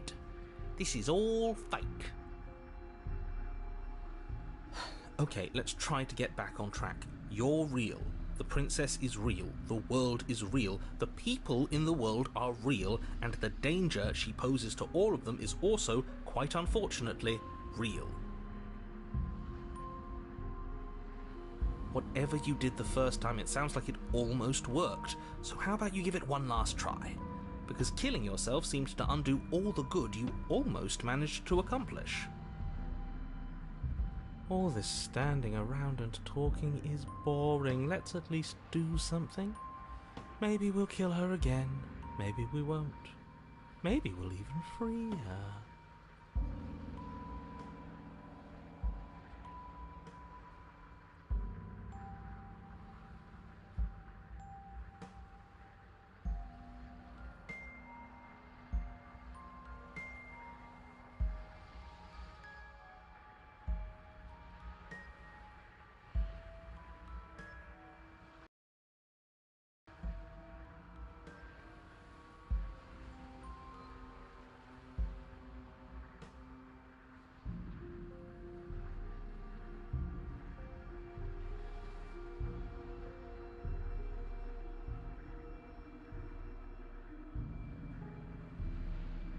Tell you what, I won't do that. I promise.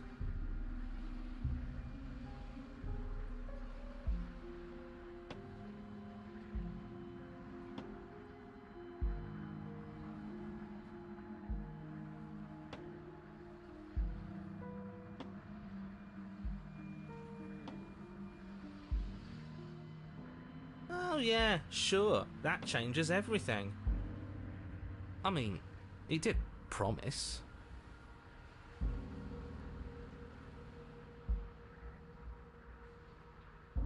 And you believed him?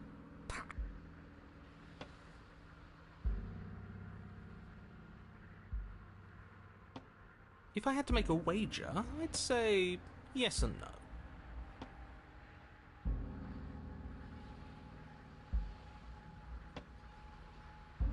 That's a hedge, not a wager.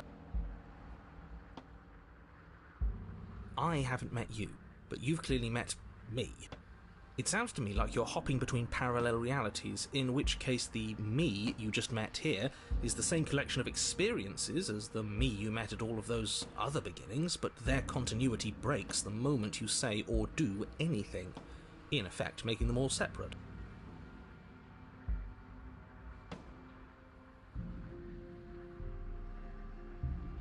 So, yes, I'm the same me, but ever since the moment we started talking, I'm different.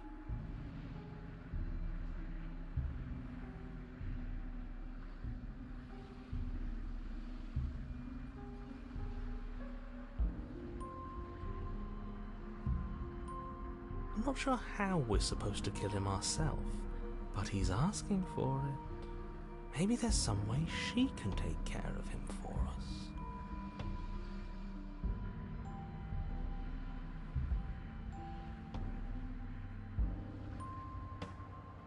They've clearly all been through some harrowing experiences. Don't let their baggage influence your decisions.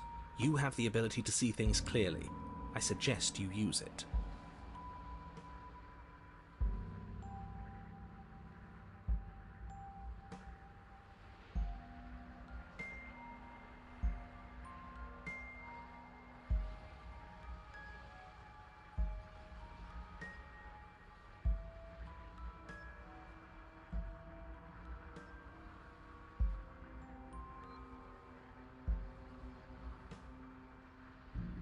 You're making a dizzying amount of assumptions. Your perceived reality looping twice before does not mean it will continue to do so forever.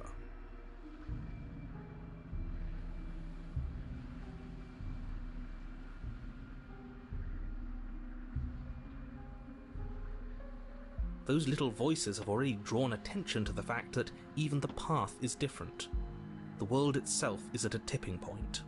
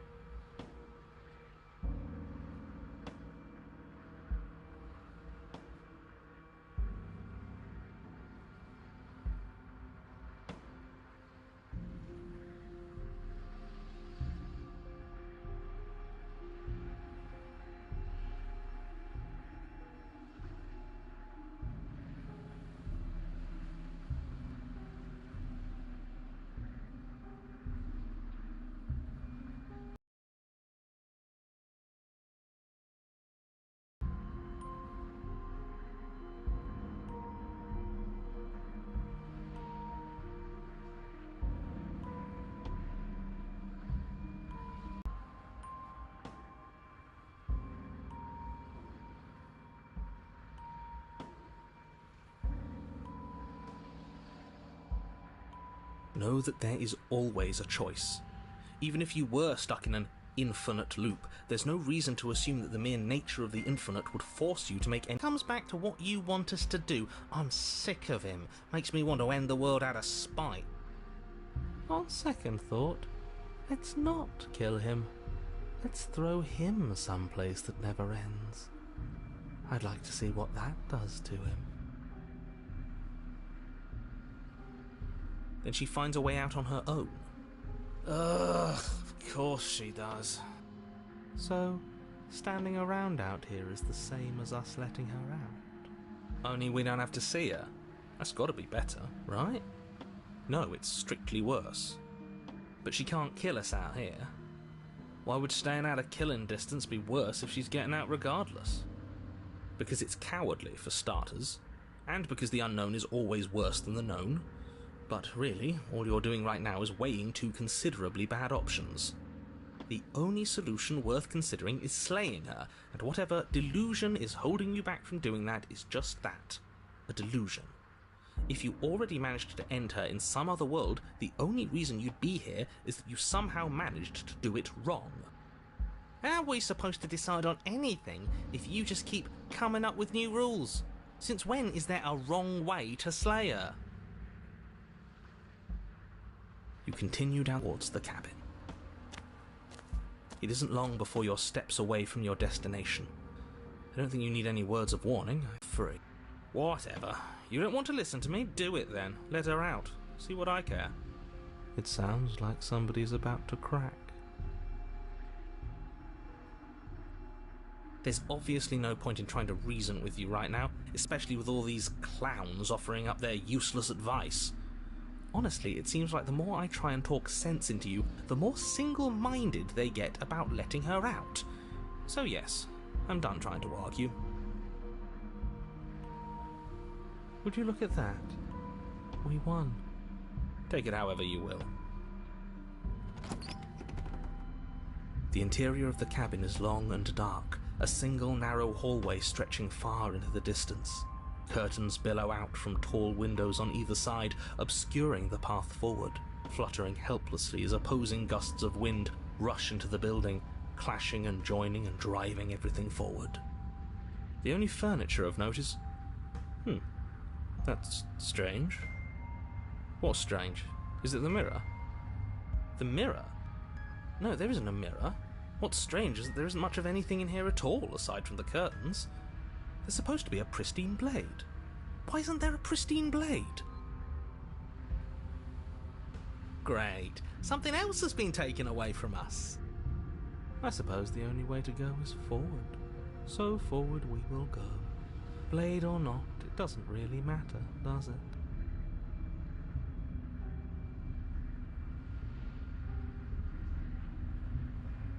If you're asking what's at the end of the hallway, it's the way to the basement. The way to the basement? Don't you mean door? No, I didn't say door, because there isn't a door, it's just an opening. What are the odds she's waiting for us right behind it?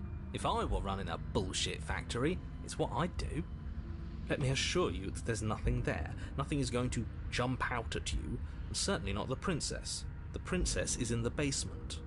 He can't see the mirror. The knife is gone, defying his expectations. Who the hell is calling the shots here? Nobody is calling the shots. That's how reality works. You slowly make your way towards the gaping maw that awaits you. Your fraying nerves buzz with trepidation, the chill wind raising your hackles as it gently pushes you forward towards the darkness at the end of the hallway. You can't shake the feeling that you're being watched. We've always been watched. You're watching us right now. Sometimes the feeling is just stronger than others. I feel like you're trying to put us on edge. We don't need all this anticipation. We just need this to be over. You stop as you reach the end of the hallway, I presume in front of whatever mirror isn't actually there. Here we go. You reach your arm forward into the pitch black of the opening. Nothing. It's like this place read our mind just to mess with us.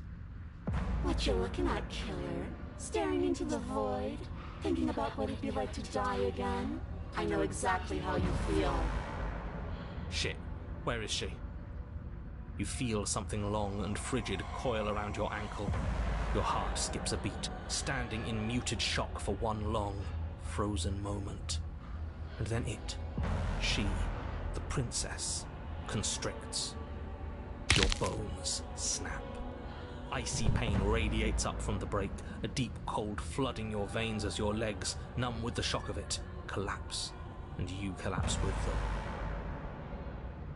You're met with the terrifying visage of the princess. Her hand grips your leg in a steel vice, her grin carved jagged from ear to ear, crowded with far too many long and crooked teeth. But do you know how I feel? I gave you a path to forgiveness. I gave you a chance to make things right.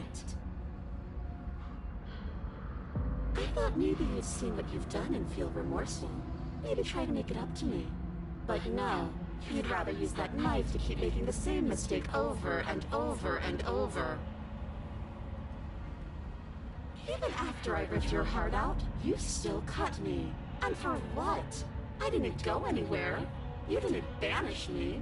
I'm right back here with you. A little better, a little worse. Well, maybe a lot worse.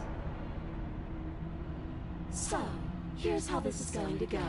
I'm going to take your body, and I'm going to walk it out of here. And you get to watch me do it. Completely helpless. Just like you left me. I say we let her do it.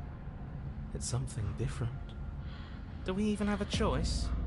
You always have a choice. Maybe before, but not now. There isn't a blade this time. Exactly. What choice is there if there isn't a blade?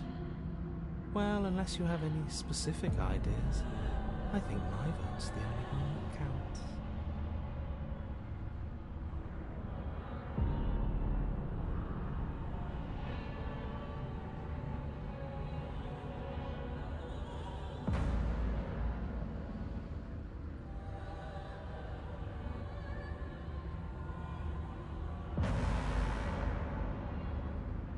Great! See you in a jiffy.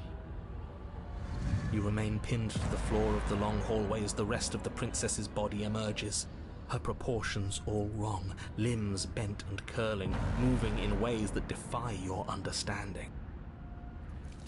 Her torso stretches until her face is practically touching yours, her neck cracking audibly as she twists to look at you from a fresh angle. Are you sure you can't do anything to help us? Can't you, manifest a rock right on top of her head? And crush you along with her? Not that I even can manifest a rock. Besides, I thought you all wanted to free the princess. Not like this. You don't even have a weapon, so I'm afraid you're out of luck, which unfortunately means that I, and the rest of the world, are out of luck too. And whose fault is it there isn't a weapon here? Yours, I assume. There's supposed to be a pristine blade. Whatever you did in those previous lives of yours, you really messed up. Are you seriously trying to blame this on us? Your vision fades as she tears open the membrane of your soul.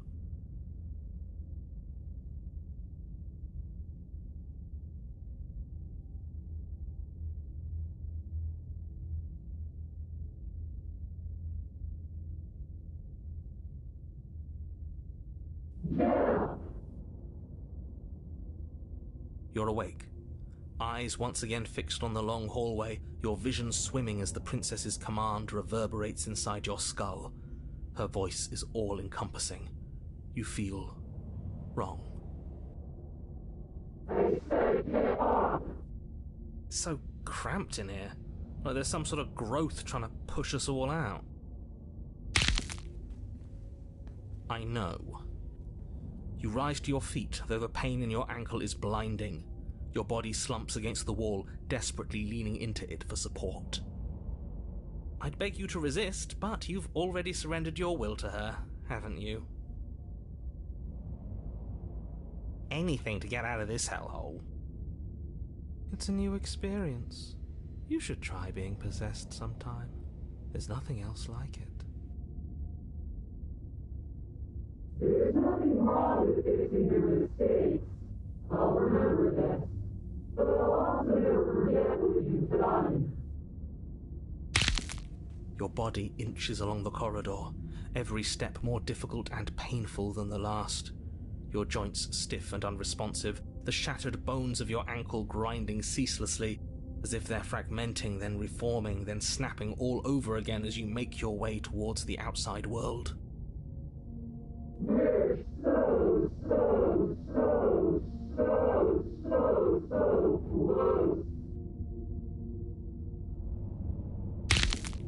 But despite the anguish, it doesn't feel like the exit to the cabin is getting any closer. If anything, it's getting further away.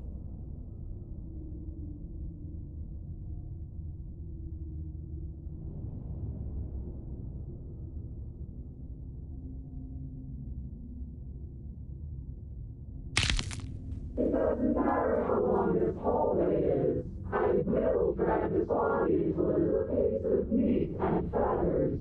I will be free. Please, just let her out. Yes, let me out. It's pointless, isn't it? I can't stop her without you, and you'd already given up by the time we met. No, screw that. The hallway gets even longer. You have described me into submission. The door is right there. It really is, isn't it? I walked to it. I placed your bloody hand on the door. I made you twist the handle. Isn't saying all of this his job? He is gone. Oh, he really is, isn't he? I had a feeling you could deal with him for us. I did nothing. He dealt with himself.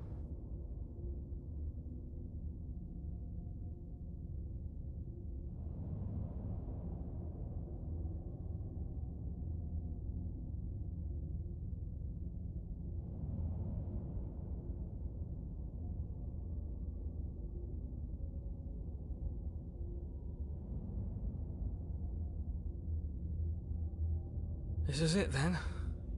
The big moment. I just hope it's a way out. The candle flicks as we push forward. The air is different here.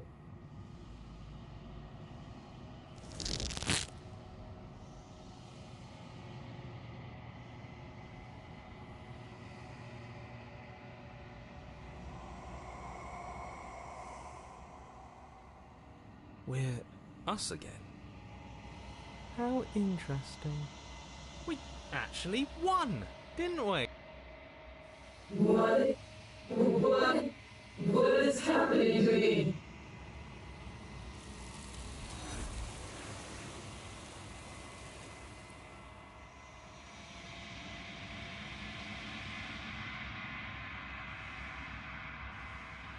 She's gone. Where did she go? Should we try and find her? And there's that mirror again. Why is it here? Why now?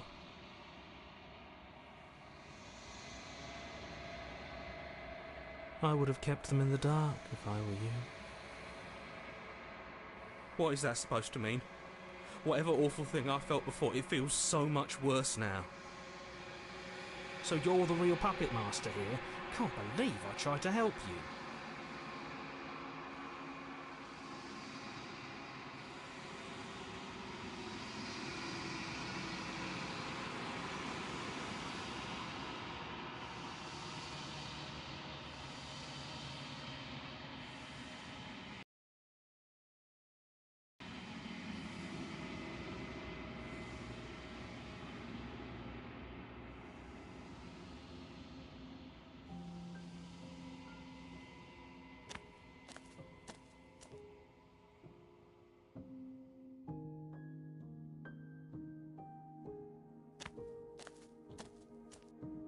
Flickering lights in empty cityscapes become pockets of vitality and movement. I am more than I was before. Whenever you are ready, I will wipe your slate clean once again.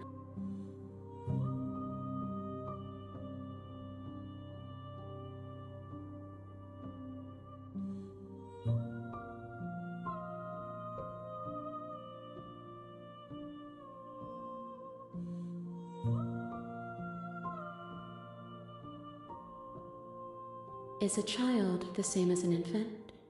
I am an unbroken pattern, but every vessel gives fresh perspectives and carves new avenues of expression. I am different, but I am the same.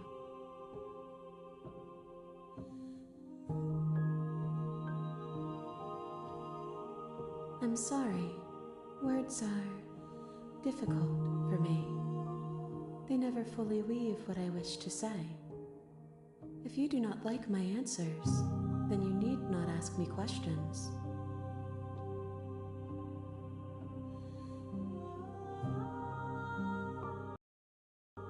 The vessels you choose to bring me carry far more meaning than anything words could say in the spaces between.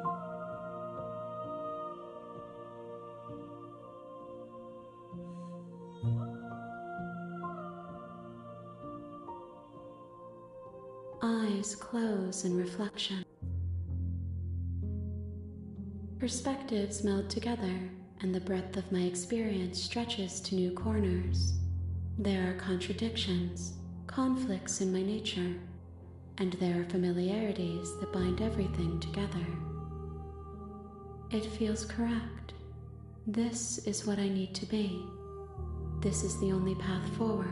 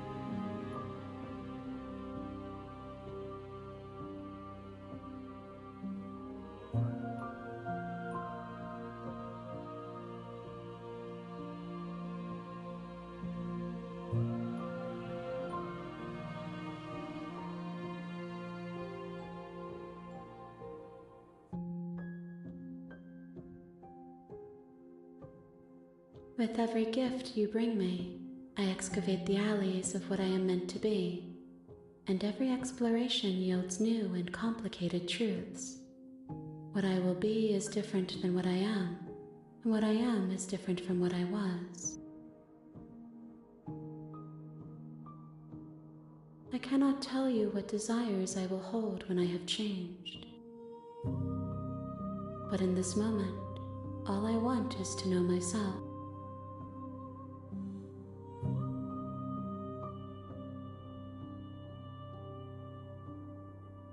There is still much to be seen. Neither of us know the depths of our being. Perhaps at the end of this, I will be the one to kill you. Or perhaps we will leave this place together and find new horizons to discover.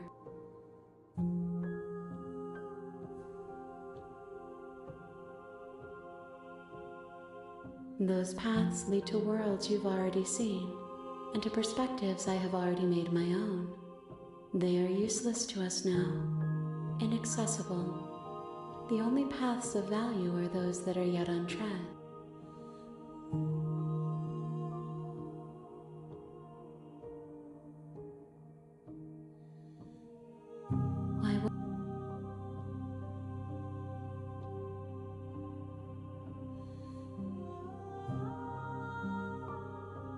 Gifts aren't what someone tells you to bring them.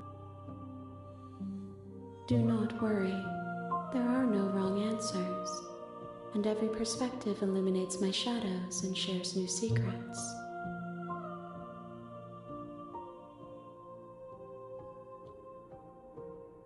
This one is loneliness turned to seething.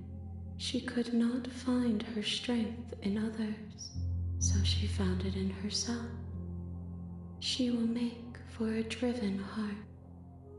Do not mourn her. She isn't alone anymore.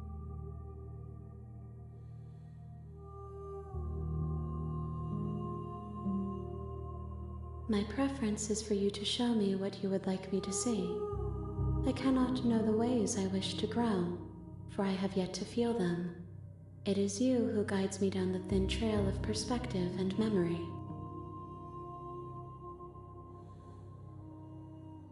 There is a hurt that dwells in them, but they are not me.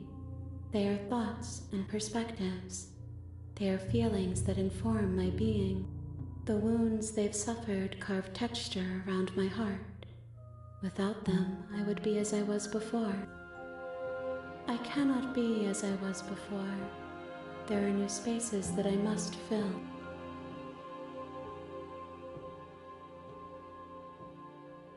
If I am to be an ocean, you have given me enough to build a pond. My waters are shallow and murky, and I yearn for more perspective. The task of finding my vessels is your burden to carry.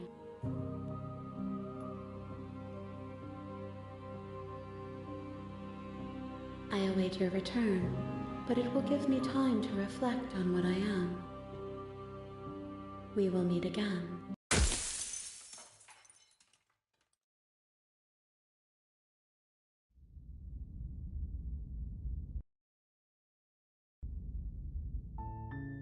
You're on a path in the woods, and you're here to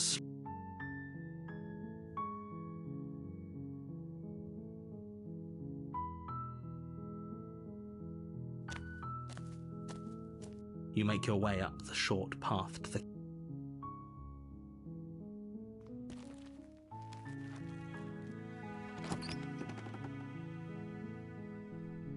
interior of the cabin is almost entirely bare.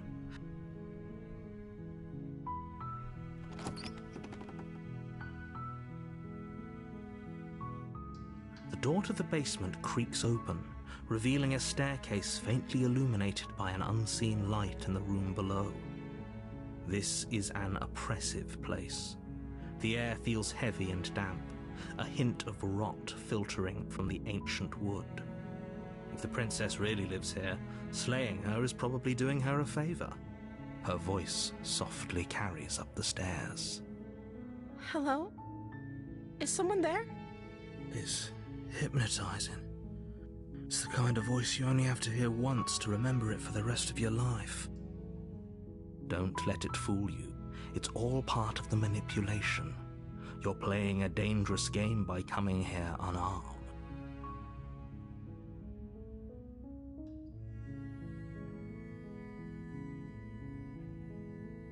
How many times do I have to tell you how dangerous letting her out of here would be before it finally sinks in?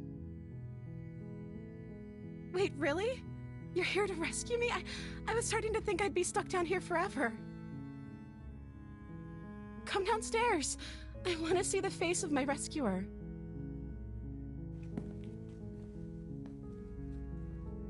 You walk down the stairs and lock eyes with the princess. There's a heavy chain around her wrist, binding her to the far wall of the basement. She's beautiful. How could someone like this be a threat to anyone? I am begging you to stay focused. There's a lot riding on you here. Hi. I can't believe you're here. I've been waiting for something like this to happen forever. I hope you brought something to deal with these chains. Don't do it. If she gets out of those chains, we're all one step closer to the end.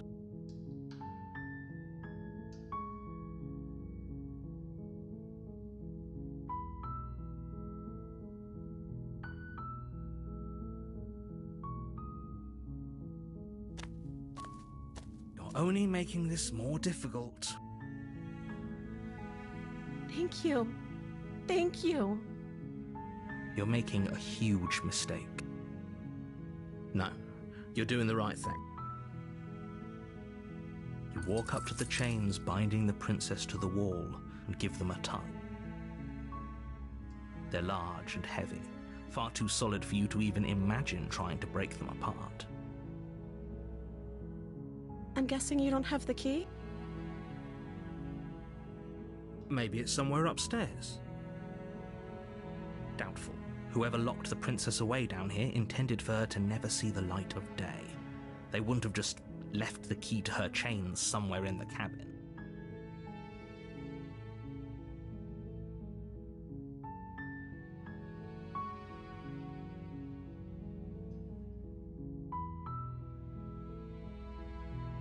Okay. I'll be here. Good luck. You attempt to make your way out of the basement, but the door at the top of the stairs slams shut. You hear the click of a lock sliding into place. Is someone else here? You try the door, but it's locked from the outside. Your shouts and pleas are met with silence. You're here to slay the princess, and you won't leave until the task is done. You make your way to the bottom of the stairs. This would have been so much easier if you'd just taken the blade like you were supposed to. Easier for whom? Easier for everyone. Look at the mess you're in. I heard the door slam. They locked you down here too, didn't they? There's a slight panic rising in the princess's voice. If I could just get out of these chains, I know we could force our way out of here together. She barely hesitates before raising her arm to her mouth, her teeth tearing through her limb with the determination of a trapped wolf. As she rips her flesh from her bone, a sound comes from behind you, the clang of bouncing metal. It's the blade from upstairs. You're not sure how it made its way down here, but if there's a time to strike, it's now. Or we could use it to free her. You won't like what happens if you do that.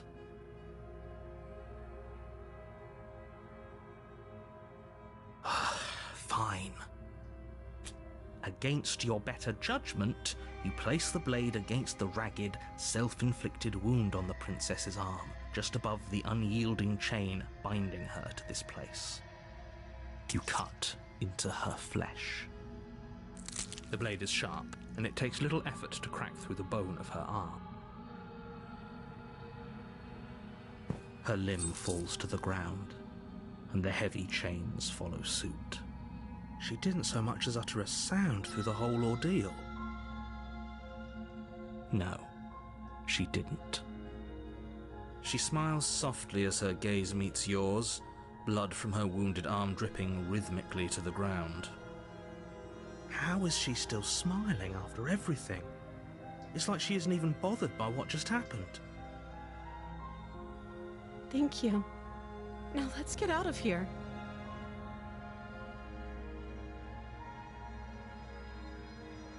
No, we won't have any of that. The stakes are too high. You can't just let her escape into the world. No, I can't just let her escape into the world. As the princess approaches the bottom stair, your body steps forward and raises the blade. Wait, this isn't fair. You can't just do that. Watch me. What are you doing?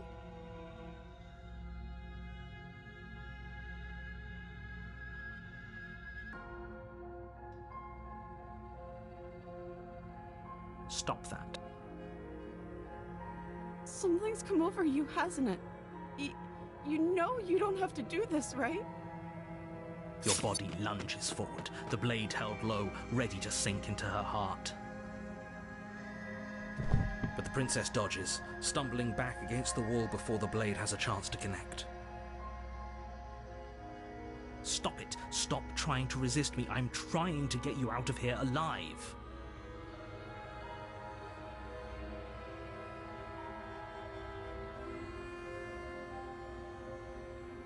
The blade. Move the blade. As your body remains frozen in stubborn resistance, the princess takes a cautious step forward. We both know this isn't you. She nervously reaches towards you and takes the blade from your infuriatingly rigid hands. What are you doing? I'm sorry. I'll try to be quick. She plunges it into your chest, tearing through flesh and sinew. It is agony. But you aren't dead yet. Oh no! I'm so sorry. Stay strong. We can tough it out until it's done. For her sake. For her sake? Don't you start pretending that dying a painful death is some sort of heroic gesture. The two of you have literally doomed everyone. Whatever. She sinks the blade into your chest again and again and again, and you feel every inch of burning pain that slices its way into your body. I'm sorry. She doesn't know how to use a knife, does she? Apparently not, though it doesn't matter how sloppy her blade work is, does it? A stab wound is still a stab wound, and it won't be long before you bleed out. I'm so sorry. With one last thrust of the knife, your legs give out beneath you. You collapse to the floor, your blood pooling around you, your limbs unresponsive. The princess stares down at your ruined chest as tears carve rivulets of pink down her blood-spattered cheeks. It can't just end like this, right? Oh, that's rich coming from you. As much as I'd prefer for things to have gone differently, I can't deny the reality of what's happened. The two of you made your choice. It's over. Everything goes dark, and you die.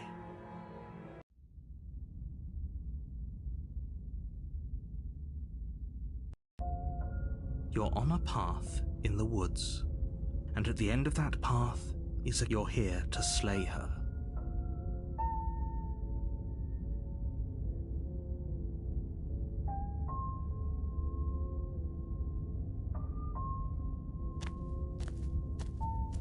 A warning before you go any further. She will lie, she will cheat. If only you knew what you did to us, you villain. Excuse me? Forget he said anything. But he is a villain. He made our beloved brutally take our life last time. He's trying to keep us apart, but he won't be able to withstand the power of our love. Last time? What are you talking about? I think he just likes to hear the sound of his own voice. Let's try to ignore him. I do, but I also speak from the heart. My passions are too great to be stifled. They must be expressed. Sure, yeah, your passions are strong and all, but not everyone needs to hear them. Some things are better kept quiet. Don't pay their bickering any mind. Focus on the task ahead.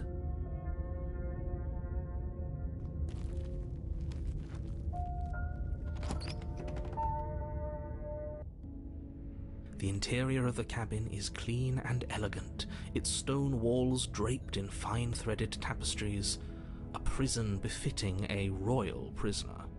The only furniture of note is an ornate wooden table with a pristine blade perched on its edge. The blade is your implement. You'll need it if you want to do this right.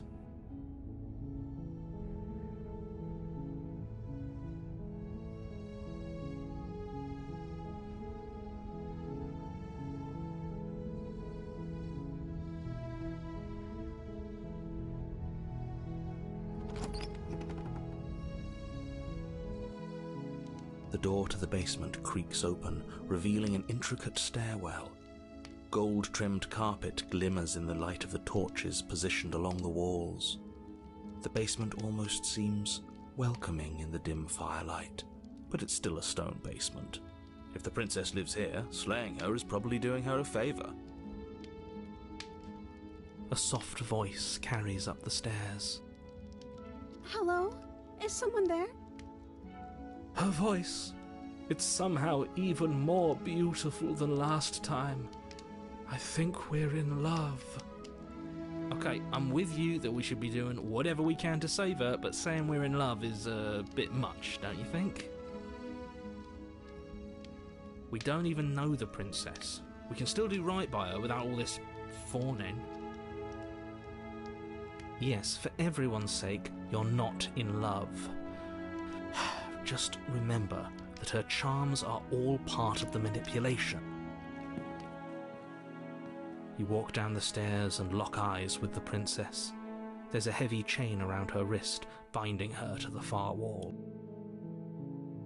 My love, we're here to rescue you from your unjust and foul imprisonment. You know she can't hear you, right? She may not be able to hear my words, but surely she can hear my spirit. Oh, your spirit's plenty loud, all right. It's you, my dashing hero. I was so worried you wouldn't come back. Did you hear that? She said we're dashing. And she called us a hero. Flattery really goes a long way with the two of you, doesn't it? Waiting for you to come back? You've been here before, haven't you? That's right, villain, and you killed us. Well, she killed us.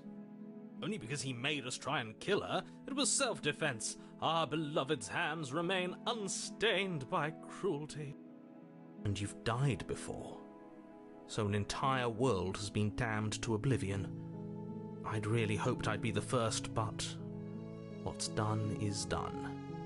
What matters is you have a chance to do it right this time. We damned a whole world. But everything reset. Nothing resets. You're just somewhere else.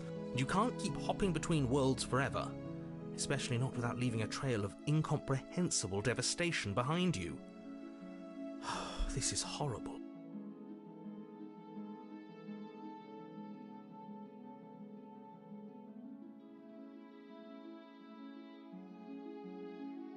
Rescue her? What are you talking about? Did you forget that she's a world-ending monstrosity?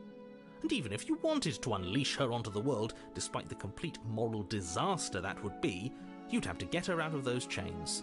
Good luck with that. Don't you see how dainty her hands are? We'll be able to slip her out with ease.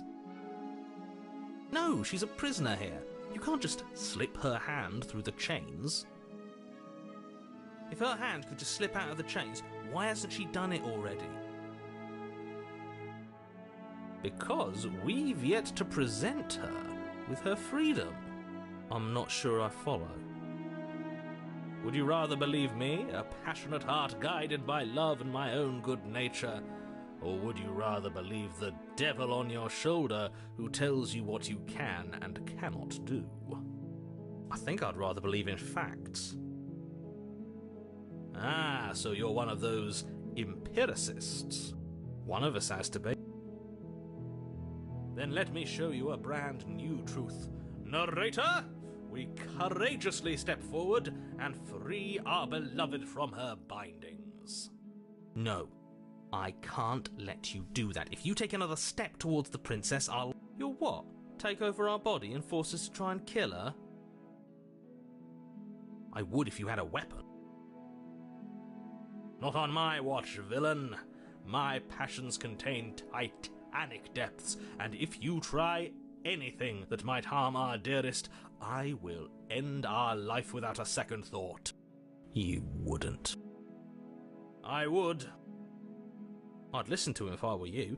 He has a lot of strong feelings, and doesn't the world end if we don't stop her?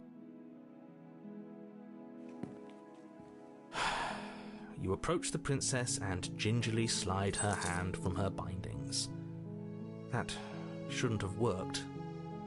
I'll be damned. We're doomed. I can't believe it. But I guess I have to. I told you, there's no life more worth living than that of a true believer. I'm free, and you're not trying to kill me this time. Thank you. Thank you so much. The princess jumps up and smothers you in a joyful embrace. Ugh.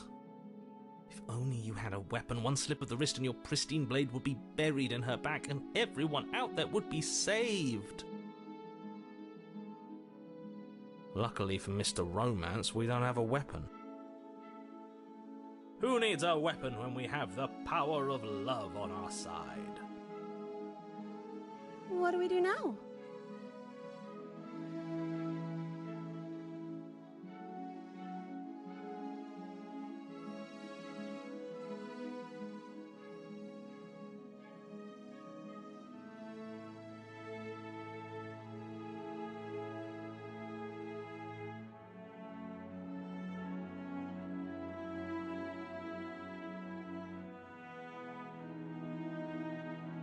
Sounds perfect.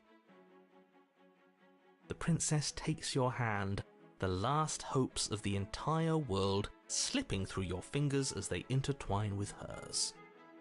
We have each other. We don't need the world for our happy ending. I like to think that you do, actually. Look, I have my doubts, but the choice has been made and this is happening.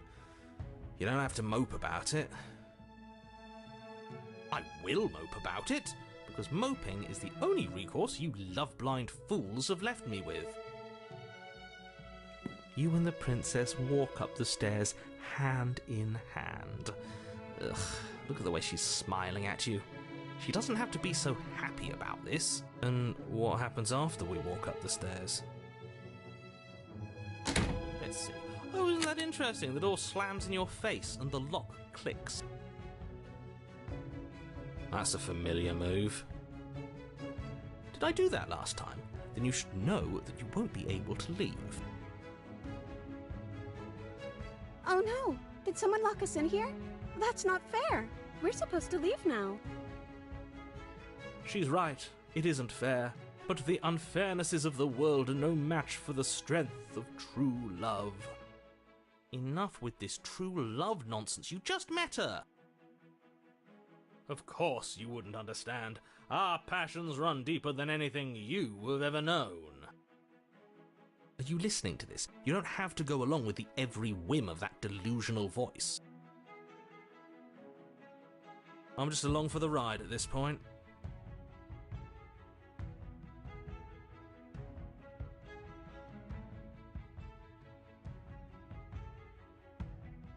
Okay, yeah, let's do it. Like a pair of teenagers in love, you and the princess place your hands on the door together. And the lock clicks and the door creaks open. Are you kidding me? I told you our love was insurmountable. You and the princess make your way upstairs, and the blade, that's right, there's still a chance for you to do the right thing. Take the blade from the table and slay her before it's too late.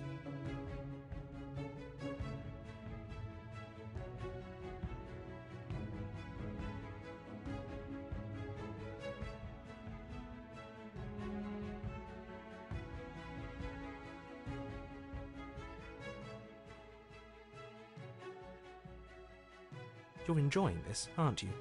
You're taking every opportunity you can to draw out the end of the world and make me suffer. I hate you. You know, if her walking out that door is really going to end the world, can't we all just stay here? Seems like an easy win for everyone. That's not how this works. Yes, what he said. That's not how this works. Obviously, we have to leave with her. It's our happy ending.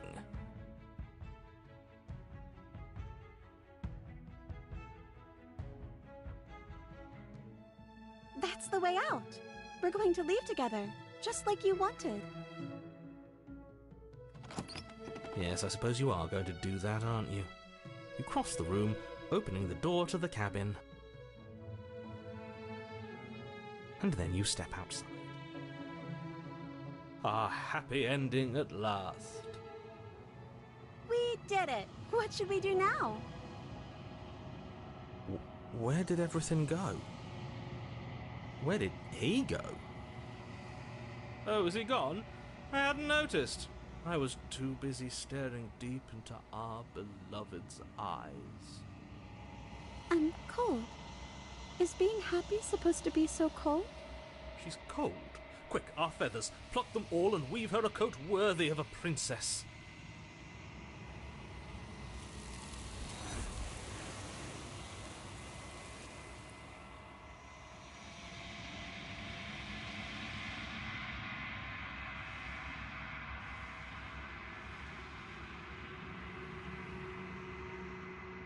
She's gone. Where did she go? Should we try and find her? And is that a mirror? Why is it here? Why now?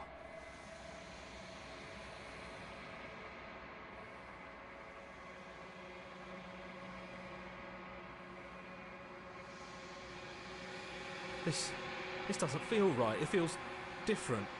Final. Yes, I fear that we won't like what we'll see. What if we just sit here and preen for a while? That can't hurt, right?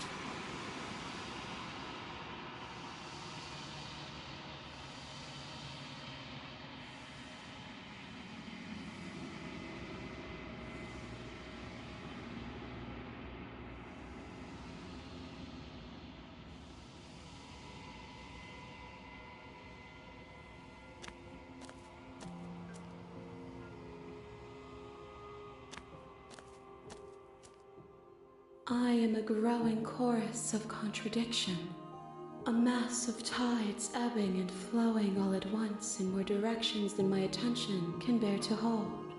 To look at any one is to shift them all into something new, and to look away is to reshape them yet again. All of me is changing, and yet the rest of me is still the same.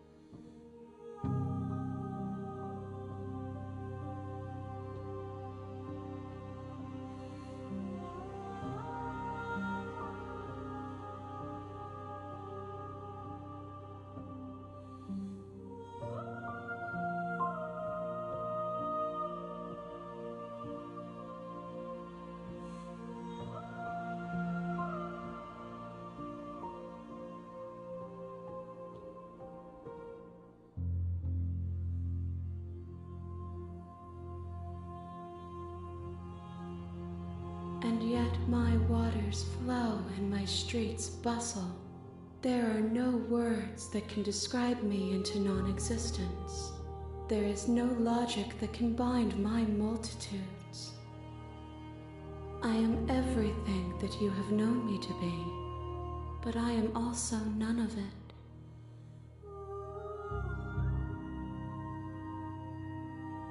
As easily as you can stand to be you, you are like me, even if you have chosen not to look at the corners of you that do not fit, even if you have chosen to ignore the brilliant contours of your soul.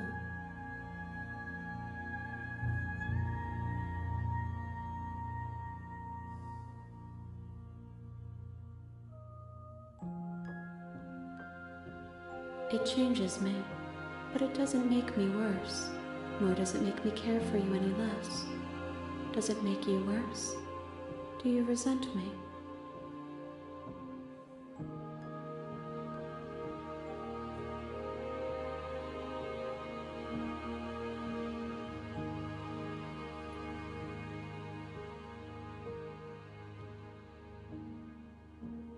It says that your heart is gentle, that even in the darkness you are guided by compassion.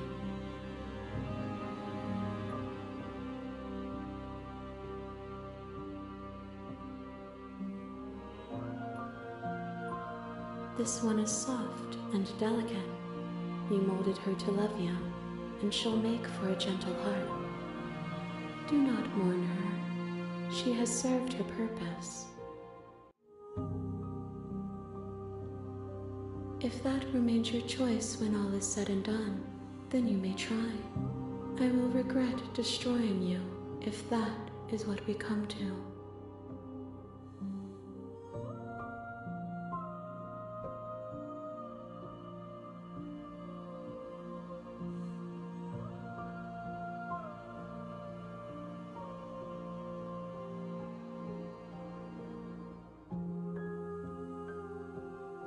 My perspectives are shadowed. You have seen what I have seen, just as I have seen what you have seen. The angles of my vantage do not offer me hidden truths, and my attention is turned inward, except when you are here with me. Perhaps this will change when our work is done.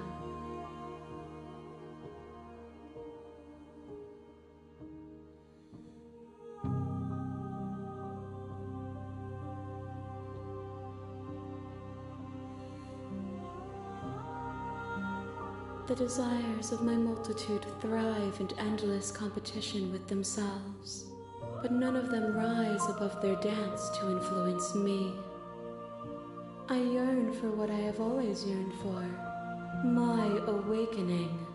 Other desires shrink in the light of self-knowledge.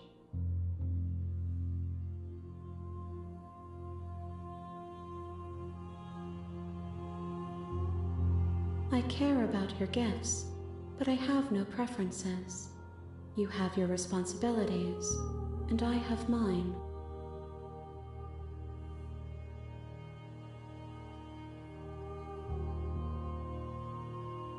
The tides do not dictate where they are pulled. A river does not dictate its outlets. My gift to you is to let you choose your path, and my task is to contemplate the gifts you bring me.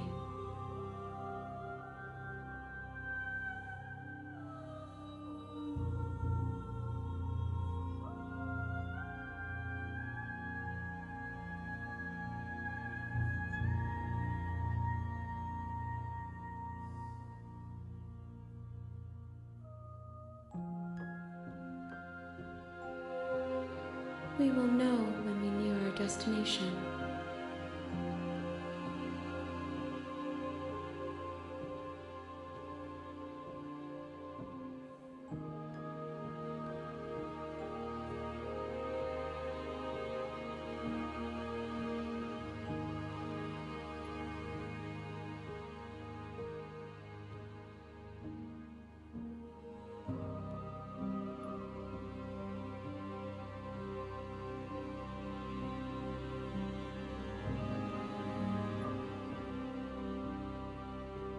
I will be here when it is time for us to meet again.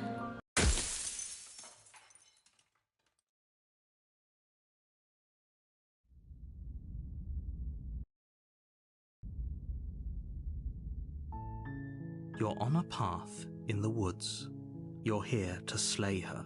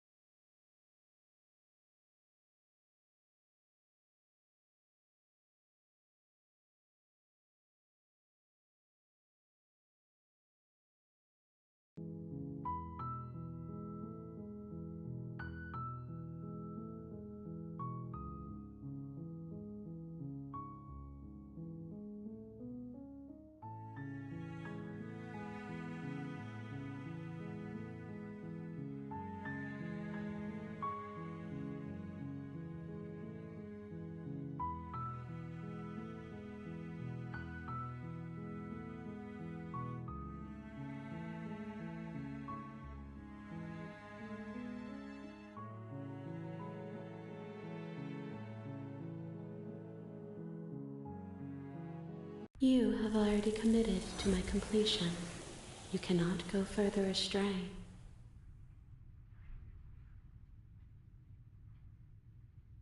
Are we really happy? Or is he just telling us that we are? Good, because I have an idea to get us out of here, though you're probably not going to like it. I can hear everything you say, little voice. There's only one thing it would want you to use that blade on, and I'm afraid that thing is you, dear hero. He's right. It's the only way out. Do you hear that? It wants to take this happiness away from you. It wants this wonderful place to end. Do you not? There's more for us to do, and the only way for us to do it is to take that blade and use it. Don't you dare.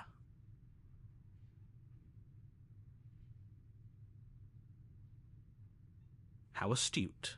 You are absolutely correct. Using the blade to kill yourself would kill you, and you shouldn't do it. In a sense, we die, but looking at things from another angle, are we even really alive anymore? This place, it's nothing. It's absolutely nothing. It's just the same thing, constantly, forever. I know this is out there, but trust me, I know using the blade will work. That little voice didn't want you to slay the princess. It didn't want you to be happy.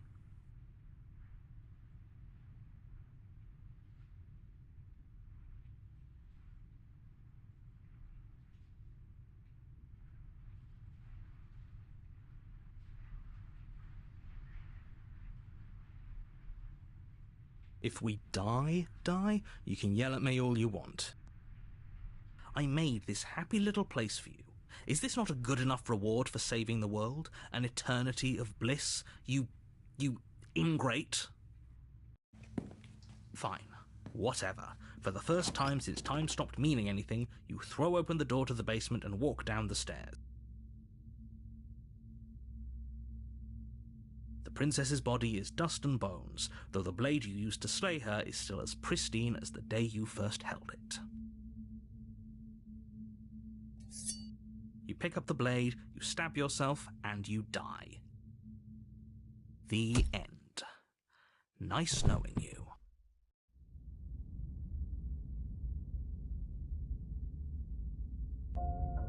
You're on a path in the woods. You're here.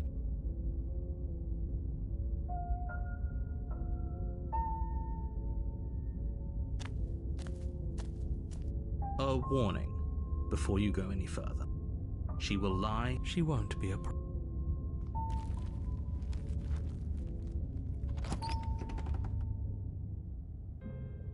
The interior of the cabin is cold.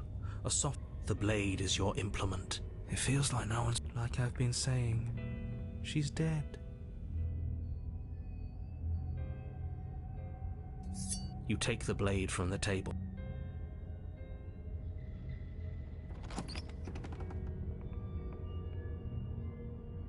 The door to the basement groans open. The room below, nobody's here. As much as I appreciate, I guess we'll just have to go down and see. As you descend the final step, the form of the princess comes into view.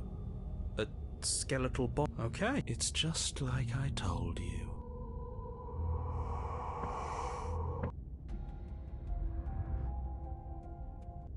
You swing at the princess once more, and once more your blade comes. Not yet, but let's see if you stay that way.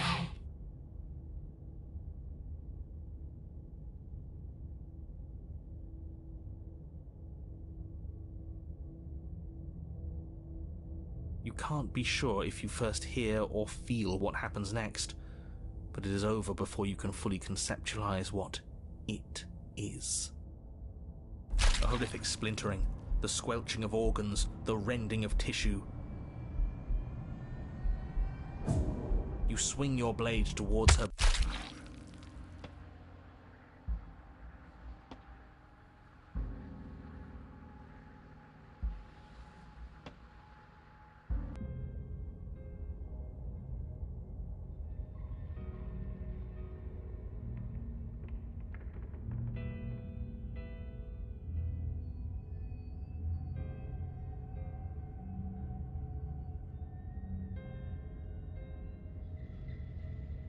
Without a moment's hesitation, you lash out with your blade. You swing at the... No. You can't be sure if you first hit... But you don't swing your weapon. Your body comes to a juddering halt as she rips her hand from your chest. In her clenched fist is your still beating heart. But that's ours! See you soon, killer. She crushes it, blood and ruined vascular tissue leaking from between her fingers, dribbling unceremoniously to the floor. Everything goes dark, and you die.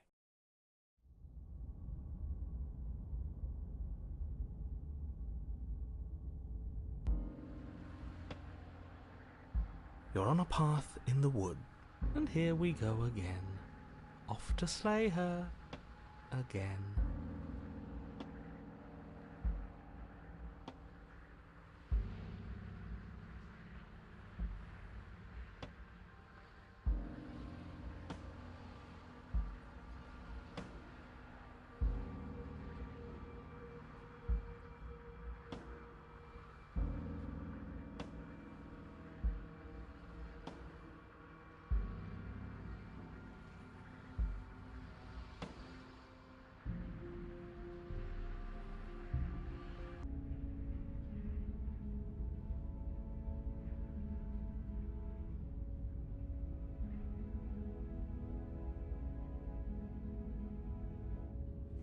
You walk up to the wall next to the basement door. It's a wall. There isn't much to see here. What are you talking about? This isn't a wall. It's a mirror. Or at least it'll be a mirror once we wipe off that layer of grime.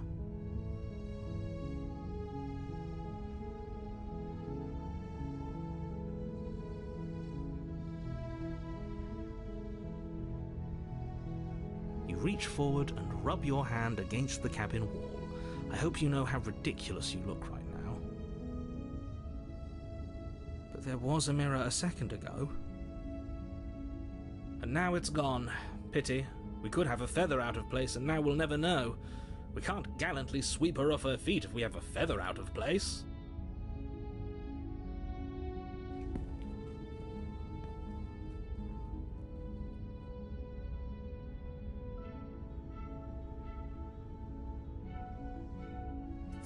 You take the blade from the table. It will be difficult to slay the princess and save the world without a weapon. I suppose if we're to play the role of dashing knight, we need an equally dashing sword. That way she'll know we can defend her from her enemies. Hopefully it doesn't put her on edge. There's no use arguing over motivations right now. It's good that you took the blade. You'll need it to do your job.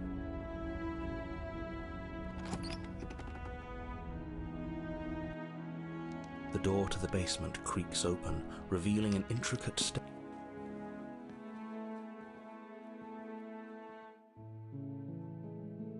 Rescue her? What are you talking about? Did you forget that she's a world-ending monstrosity? And even if you wanted to unleash her onto the world, despite the complete moral disaster that would be, you'd have to get her out of those chains.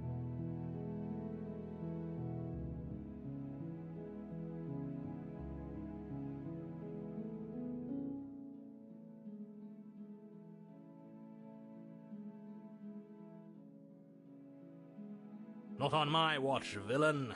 My passions contain titanic depths, and if you try anything that might harm our dearest, I will end our life without a second thought.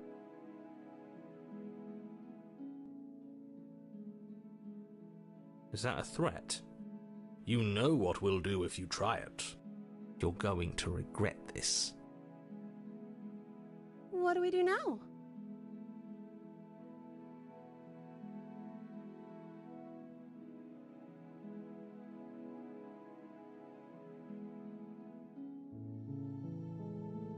Let me guess. End the world?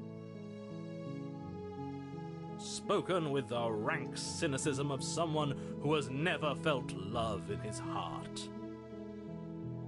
I don't actually know. Nobody's ever asked me what I wanted before. She doesn't even know what she wants. You may have had her all wrong. What if this whole thing is just a misunderstanding? What if she doesn't want to end the world? You're so gullible. Is the only thing you've ever doubted the actual truth? I think I want to leave. And I think... The princess closes her eyes in deep reflection. And then she shrugs. I don't know. What do you want to do?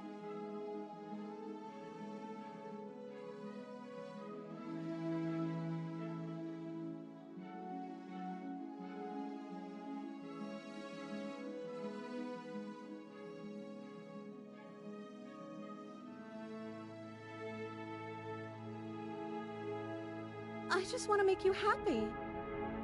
She can't just want to make us happy. It makes sense to me. That's all I want for her, so of course she'd want the same for us.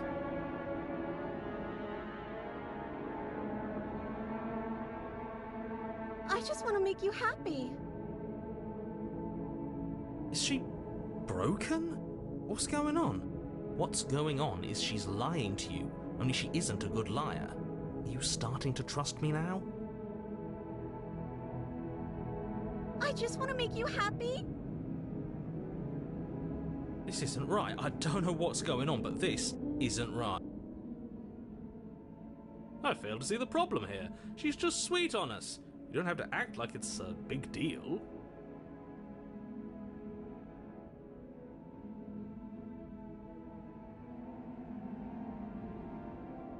Okay, I'll find something else to want if that makes you happy. Is it just me, or does it feel like we're alone right now? Like we're the only ones here?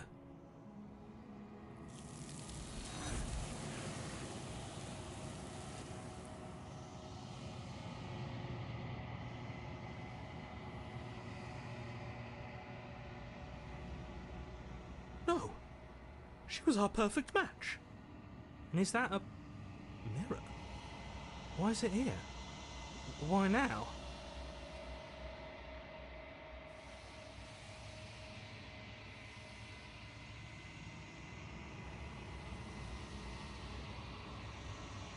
But it feels so bad. Like looking into it right now is going to be the end of everything. Yes, I fear that we won't like what we'll see. What if we just sit here and preen for a while? That can't hurt, right?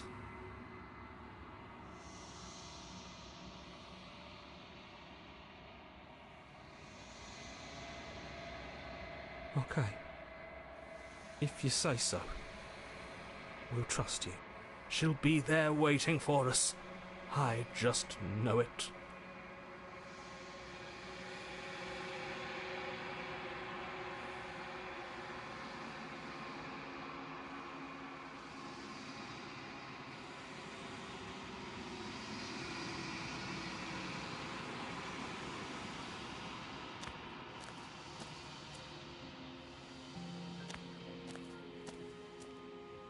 I am a growing chorus of contradiction, a mass of tides ebbing and flowing all at once in more directions than my attention can bear to hold. To look at any one is to shift them all into something new, and to look away is to reshape them yet again. All of me is changing, and yet the rest of me is still the same.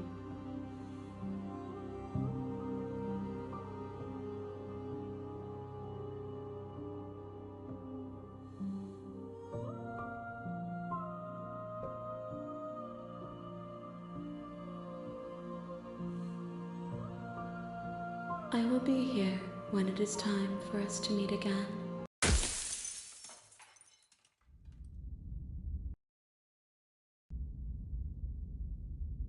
You're on a path in the woods, and at the end of that path is a cabin.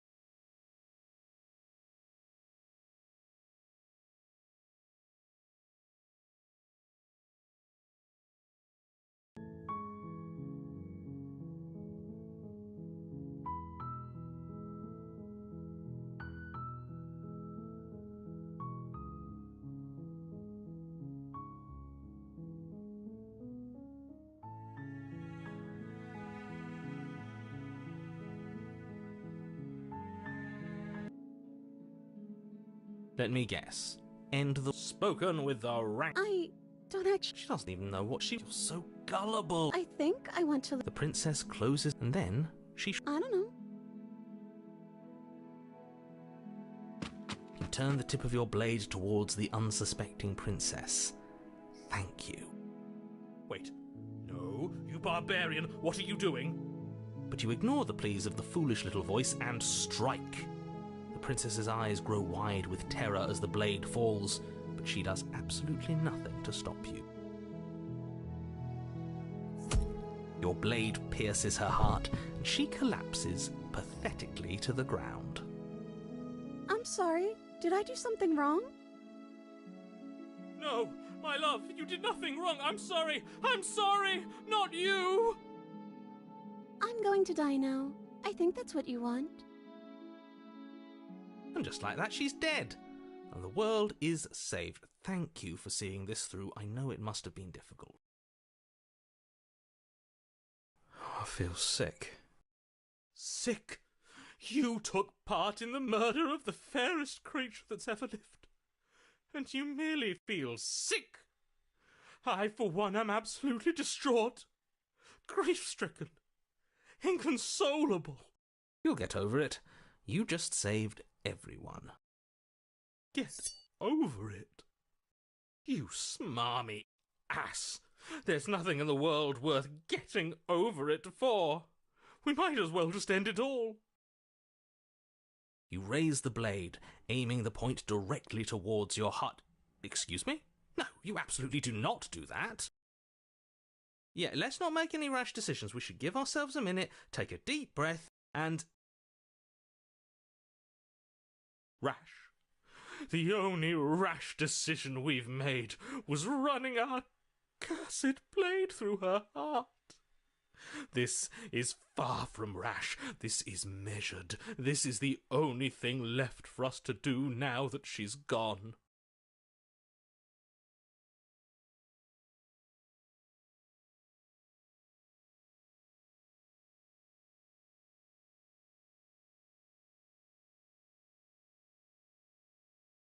Exactly. You're not doing this.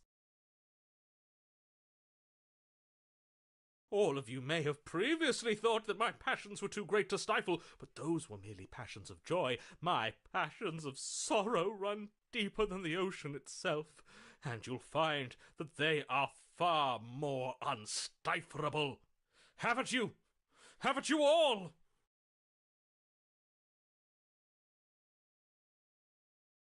I don't believe this. What? What don't you believe? You plunged the blade into your own heart and collapsed to the floor. You can't be serious. Why are you helping him? I'm not. He just made it happen. I'm sorry. That's right. You're all sorry. Everything goes dark, and you die.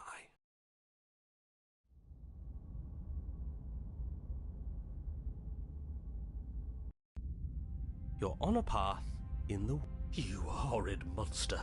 Do you think just because we've returned to the woods you've earned my forgiveness? Our beloved had best be alive and well when we return to the cabin, or you'll never know the end of my wrath. She won't be alive and well when we return to that cabin, because she's dead. We killed her. You killed her, and so I killed you. And you clearly didn't do a good enough job. I'm still here. Oh, and I'm still here too. If you lot get to be blessed with seemingly eternal life, that must mean she's still there, waiting for us to throw ourselves at her feet in remorse. I doubt it. I think I'm better at killing than you are. So you've been here before. Of course you've been here before. What count is it this time? 2? It's our 3rd. What gave it away? Your open discussions. I couldn't care less what he knows. Every second we stand around arguing in the woods is a second that I'm anxiously worrying about her. Take us to the cabin and take us there now. With each passing moment, our relationship may be damaged even further, though I fear the rift between us may already be permanent. And if it is permanent, then what? You'll kill us again? Oh, you just wait and see. My vengeance will echo the depths of my bereavement. Don't provoke him. I prefer if we didn't die again. I'm not fond of dying. Why not? You've already done it twice. It was unpleasant. It was only unpleasant because you think it's supposed to be unpleasant. I'll make you feel what I feel if it's the last thing I do. And mark my words, you won't like it when it happens. Oh, how exciting. I'd love to see you try. Can I? Well, I'm not just going to try. I'm going to actually do it. I'm looking forward to it. Good. I am too. Can I talk now? Yes, I can. Great. Now that you're listening, let me remind you that if you're here in the woods, it means that the princess is not dead, and that her very existence currently poses a direct threat to the entire world.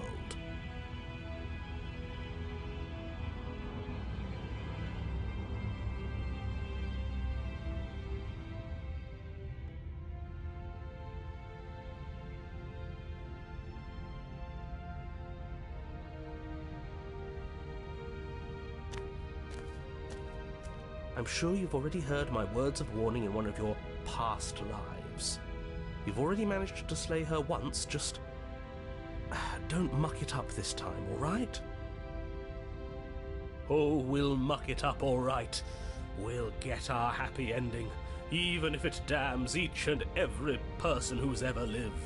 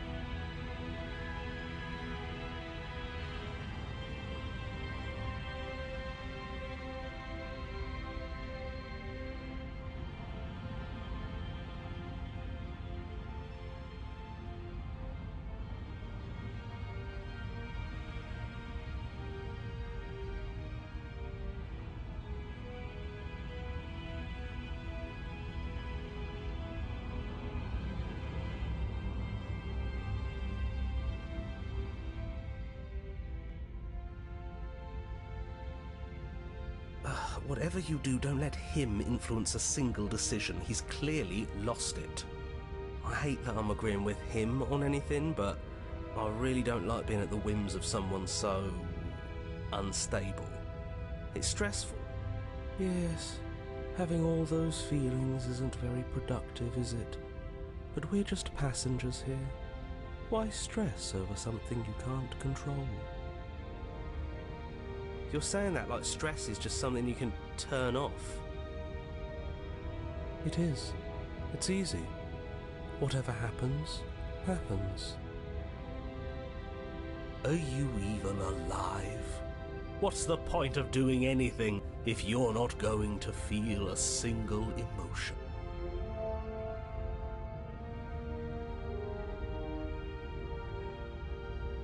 I don't know. I just exist. And that's fine with me. This is horribly unproductive. The cabin and your extremely important destiny await.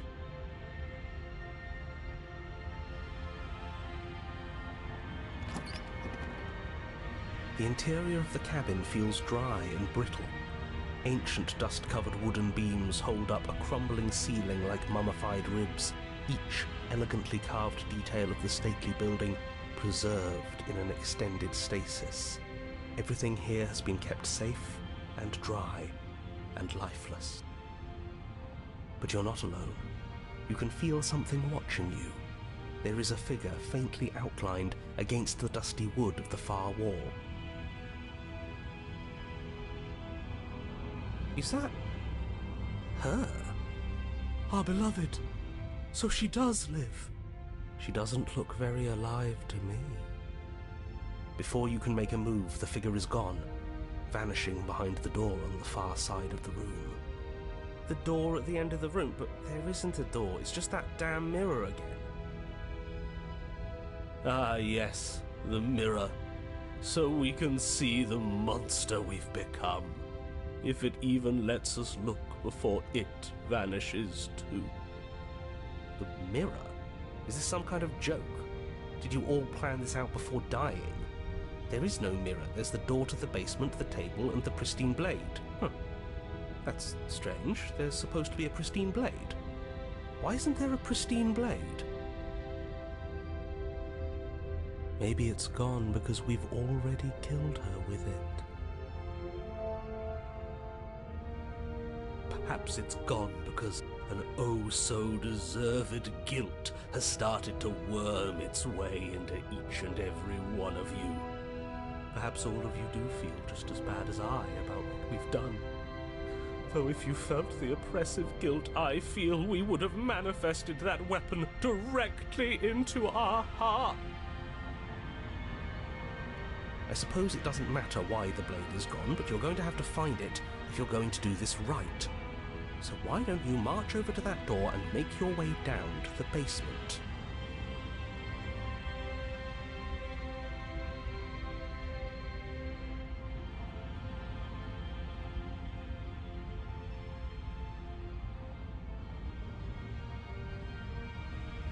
You make your way to the door at the end of the room, stopping just in front of it.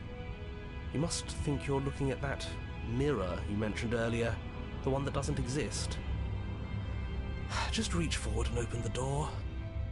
It's still so hazy. We should try and clean it off.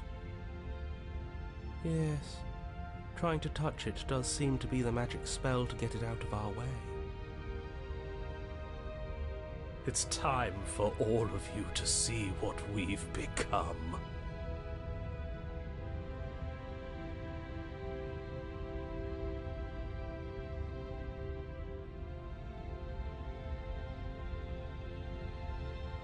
Reach forward and place your hand on the door to the basement. The handle is just a little to your right, and a little down. So much for our reflection. We didn't need to see ourselves anyway. I'm much more interested in seeing other things. I see. We are too hideous for even a mirror to behold. We can only hope she might still see some good in us. No way left to go but down.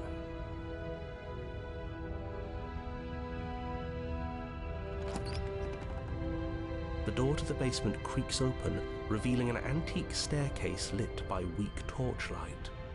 The air here is so stale it practically stands still, as if the very molecules of this place have been fossilized, trapped for eons until your arrival. Even the blaze of the torches can't penetrate the odorless air, as if they'd run out of fuel to burn ages ago, their light still flickering more out of habit than from adhering to a physical reality. A wispy figure watches you from the bottom of the stairs, face veiled in shadow. There she is again. My love! She's just an old memory. Your eyes lock for a brief moment, then she vanishes around the corner.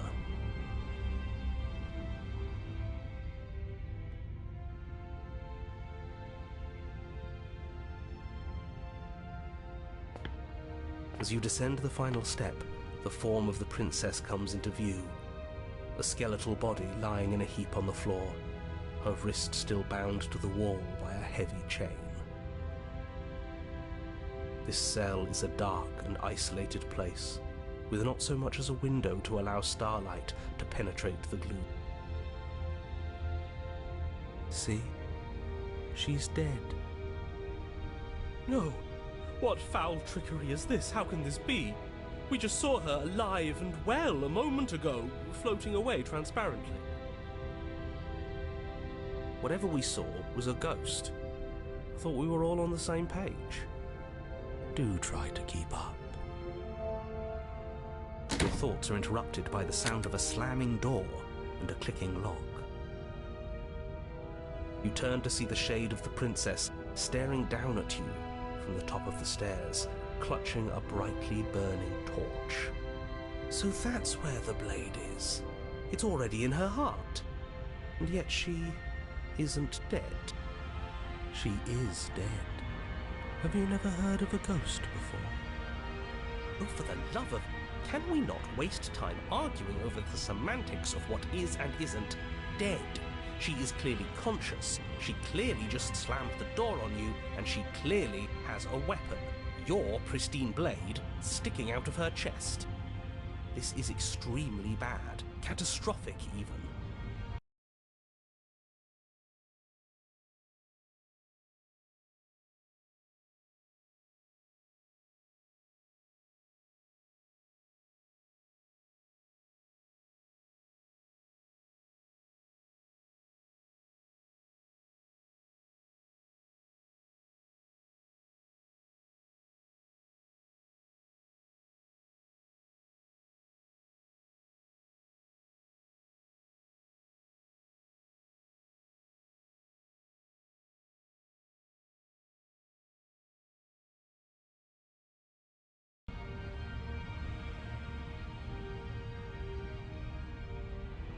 Yeah, dead or not, what are we supposed to do about her? Slaying, or destroying, if we want to be a little more death-neutral, seems off the table. We make amends. She obviously still holds us in her heart. She's bearing a torch for us and everything. But she hasn't said anything. Are you sure she can talk like this? You came back. I missed you. That angelic voice, I missed you too, my beloved. You sure snapped back to your old self quick. Yes, seeing her dazzling countenance again has reignited the warmth in my heart. I have found it in me to forgive the sins this body has committed. We can have our perfect romance after all. This is a bad place. We're supposed to be together, but it keeps making us hurt each other. The torch falls from the princess's hand and bounces down the stairs. It'll be so much better when it's gone. The skeletal wood of the basement, perfectly dry after uncountable years of desiccation, immediately catches fire. She's trying to kill us. A misplaced escalation of her passions, but clearly she still cares for us. I say we burn with her.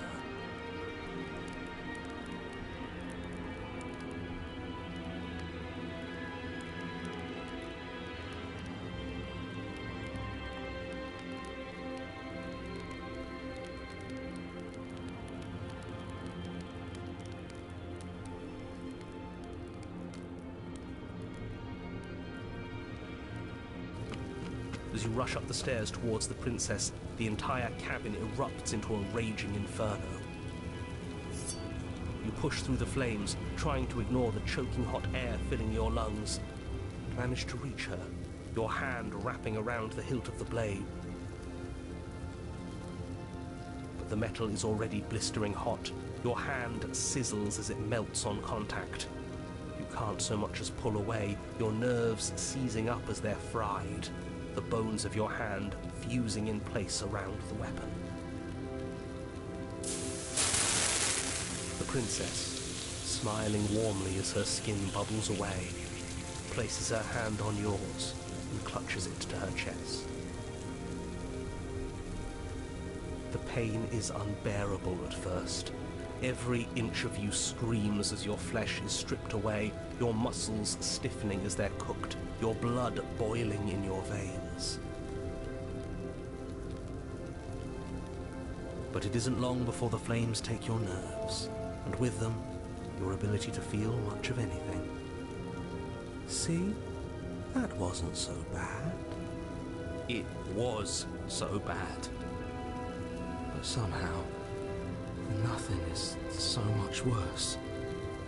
You'll get used to it. There are still the feelings of the heart. Those never go away.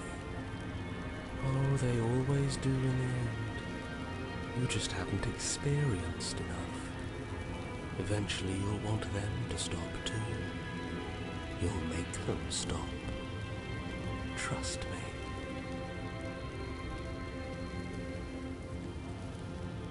The princess's smile never fades. Her skin peels away, and then her muscle, until all you can see is her charring skull, locked in an eternal grip. It's very romantic, really. We got our happy ending after all. We can die happy.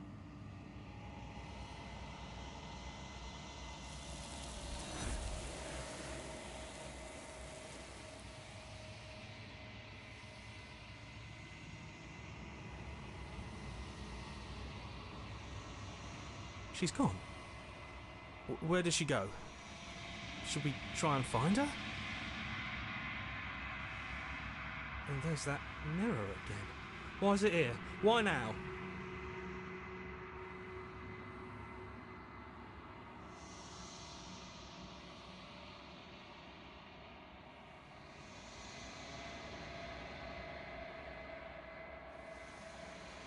This doesn't feel right. It feels... Yes. I fear that we won't like what we'll see. Ignore the cowards. You have to look.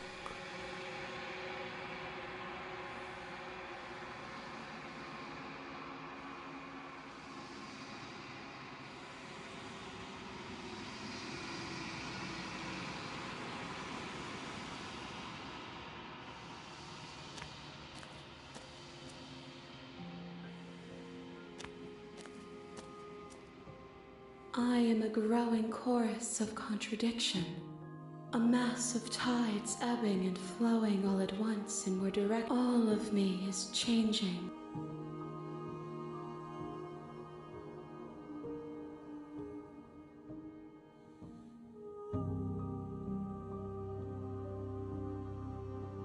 This one is passion betrayed, but even in the end, her love never faded. She will make for a bright heart. Do not mourn her, for she has finally found her light.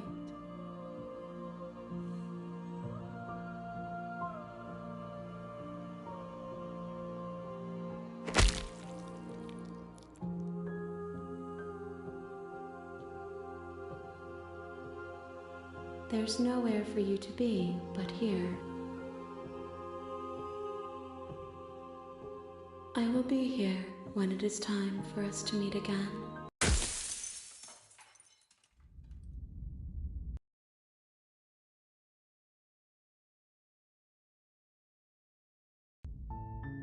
You're on a path in the woods, and at the end of that you're here.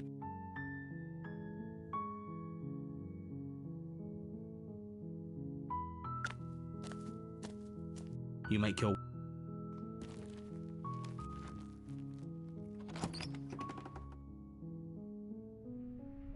interior of the cabin is...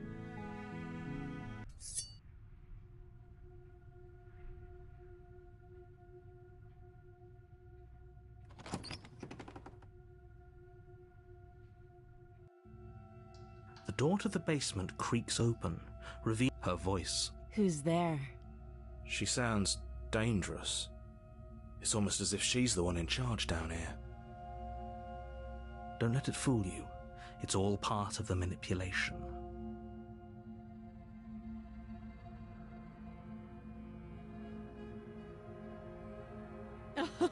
Oh, are you now? Why don't you come down and let me take a look at you? Great job. You gave away the element of surprise. Good luck, hero.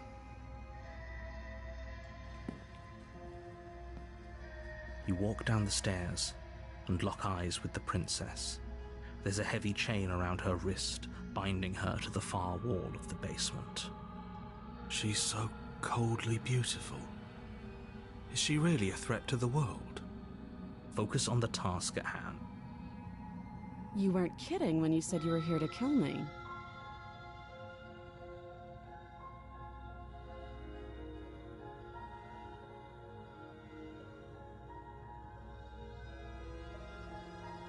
That giant knife you're holding kind of gives it away, doesn't it?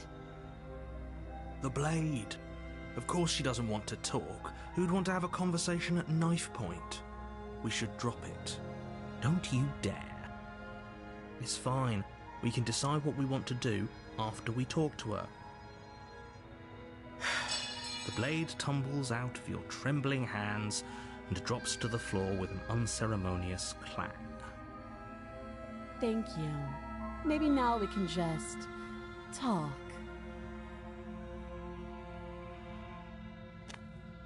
Against your better judgment, you step forward to speak with the princess face to face, unarmed. We'll be fine. I don't know what you're hoping to accomplish here, but I can assure you there's no reasoning with her. Just make sure you don't forget about the blade on the floor. You're going to need it. So here we are.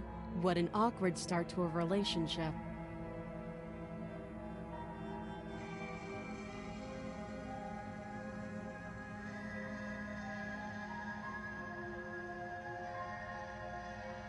I know. I just said that. Now why are you here to kill me?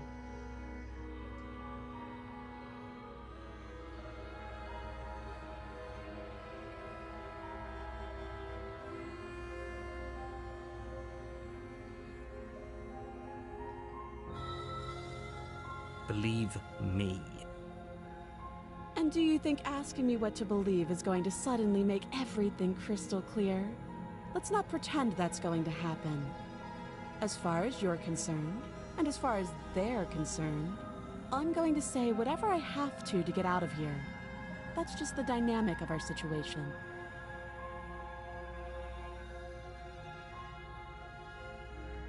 You can't. Don't bother.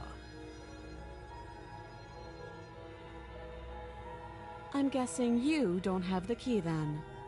I'm sure there's a key somewhere around here, and if there isn't... well, we can always put that knife to good use. Her sharp eyes settle on the edge of the blade. She isn't suggesting what I think she's suggesting, right? She is. I'm sure of it. She hesitates before answering.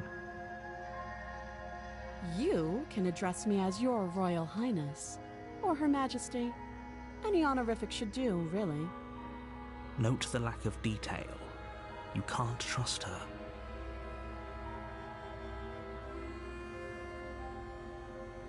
Too long. Again, she offers no specifics. No matter how hard you try, you'll never get a straight answer out of her. Do you?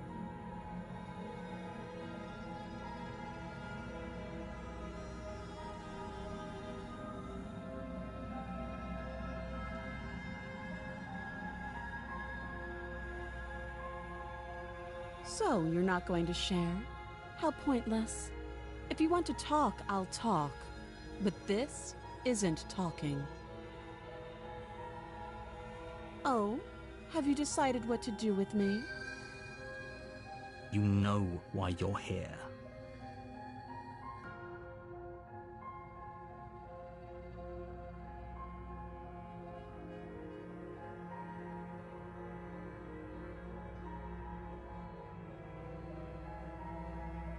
Oh, you have to be kidding me. You walk up to the chains binding the princess to the wall and give them a tug. They're large and heavy, far too solid for you to even imagine trying to break them apart. If you don't have the key, maybe you should go looking for it. I'm sure it's somewhere upstairs. Doubtful. Whoever locked the princess away down here intended for her to never see the light of day. They wouldn't have just left the key to her chains somewhere in the cabin.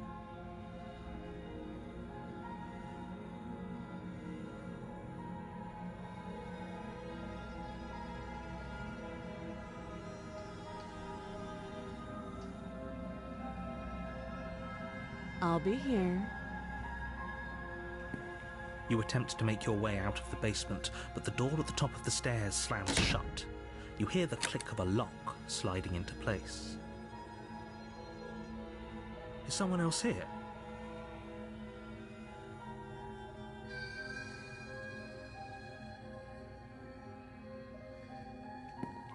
You make your way back to the bottom of the stairs.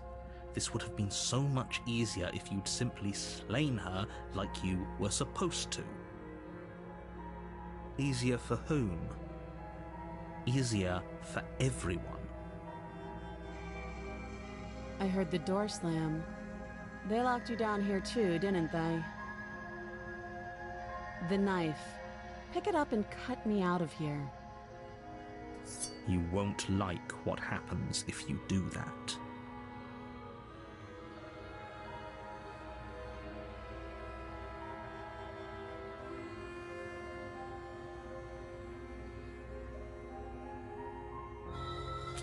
Against your better judgment, you place the blade against the princess's arm, just above the massive, unyielding chain.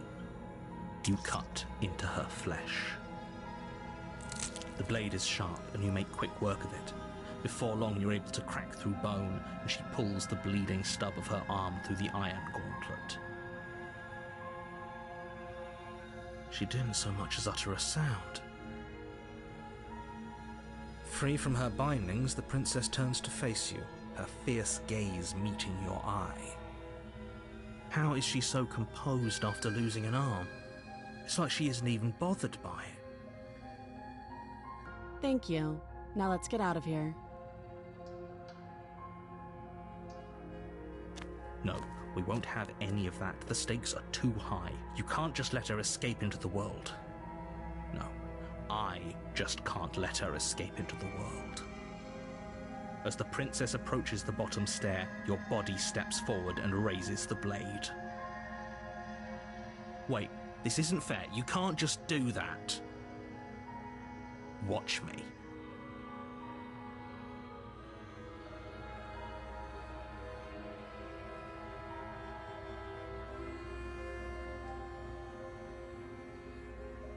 Stop that. I thought this was a little too easy. Your body lunges forward to sink the blade into her back, but the princess swiftly moves out of the way before you can connect. Stop it! Stop resisting me! I am trying to get you out of here alive!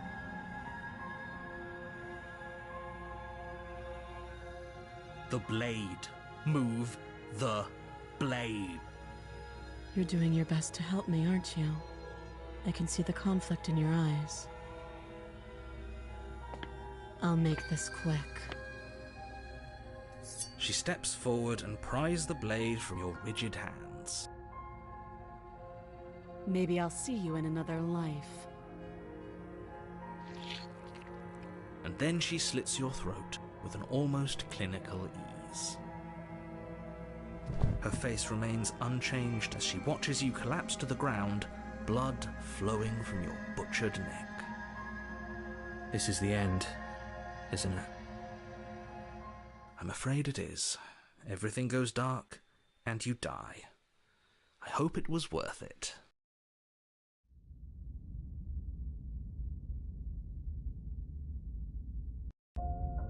You're on a path in the woods, and at the end of that path is a cabin.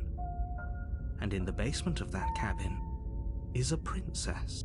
You're here to slay her. If you don't, it will be the end of the world.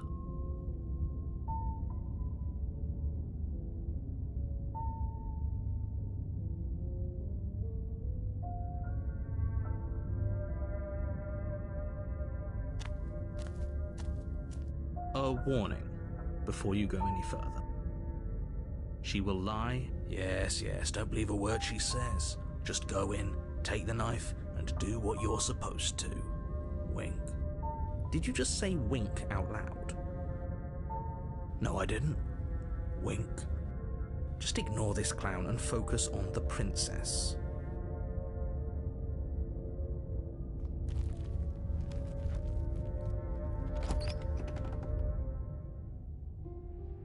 The interior of the cabin is less a cozy woodland retreat and more like a dungeon. A few pathetic wisps of starlight attempt to illuminate the cold, uninviting stone walls, and thick, wrought iron bars barricade the windows, reminding anyone who enters that this is a prison. The only furniture of note is an iron table, bolted to the floor, a pristine blade perched on its edge. The blade is your implement. You'll need it if you want to do this right.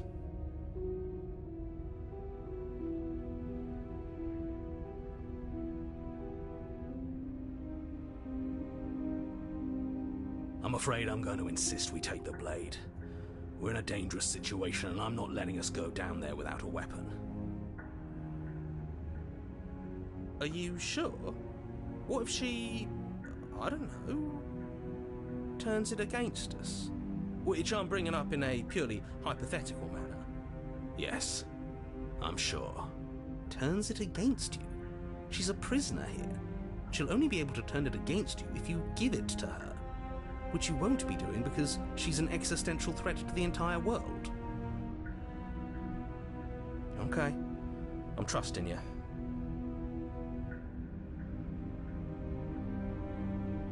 Normally, yeah, but not about this.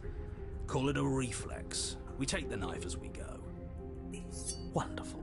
You do exactly that, sweeping the blade from the table before proceeding to the basement. Don't worry about it. We have a knife, so what? It's not like we have to use it. No, you don't have to do anything, but you do well to use it regardless. Moving on. The door to the basement creaks open, revealing an old stone staircase.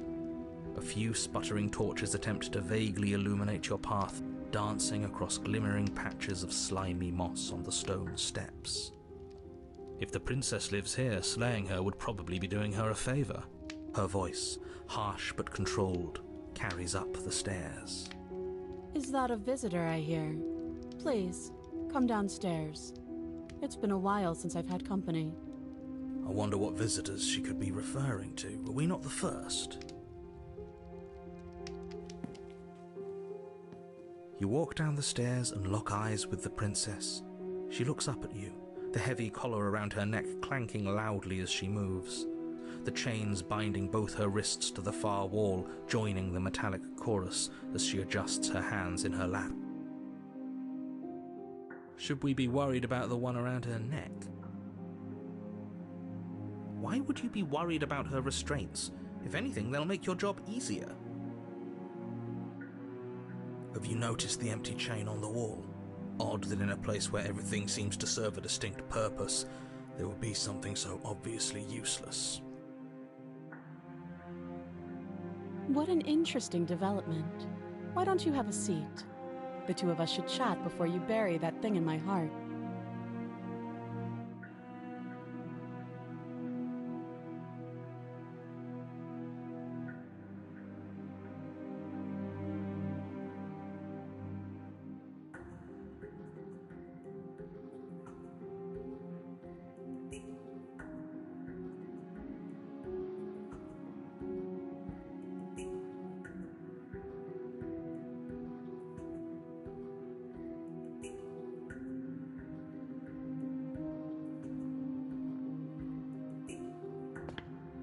You step towards the princess, but she stops you before you get too close, holding up one shackled hand. There's fine. I'd prefer we keep some distance until we've sorted this out. That's reasonable. We do have a weapon. Might as well put her at ease.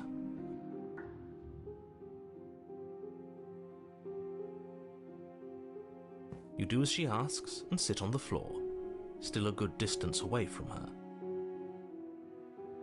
Thank you. Now, what are your intentions for me?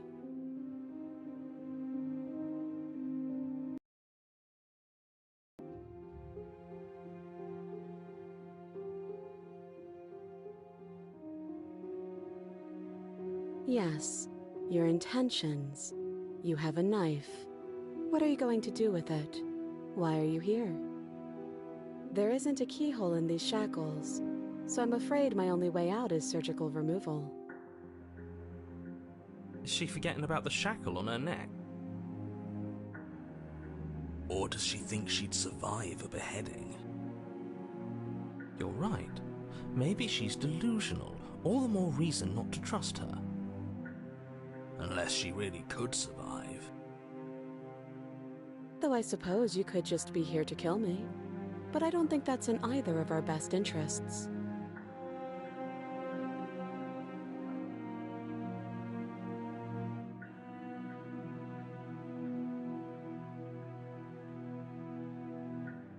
Oh? Are we acknowledging that? I thought we weren't going to give away the game. But yeah, I remember. So you've already been here. As much as I would like to remain in denial, it's no use. This has complicated things. It's complicated things how, exactly? Ideally, this was supposed to be one and done. You go to the cabin, you heroically slay the princess, and in the process you save the entire world from being damned to oblivion. The situation right now, where you're getting a second shot at things, is a contingency. A contingency for what? For you failing, obviously. And you being here means that things are going to be a lot harder than they were. I really shouldn't say anything else, I'm just going to make it worse. Just good luck. If you knew this could happen, why didn't you tell us? All of this is incredibly valuable information. It would have changed our actions considerably. I needed you to be in the dark for as long as I could keep you there. It's important. Necessary, even. And maybe I wanted to be the first version of me that you met. I didn't want to be confronted by the alternative. That's pathetic. I never said I wasn't. I get it. It would be pretty upsetting, wouldn't it? To know that you might not be the first version of yourself. At least we can remember what happened before.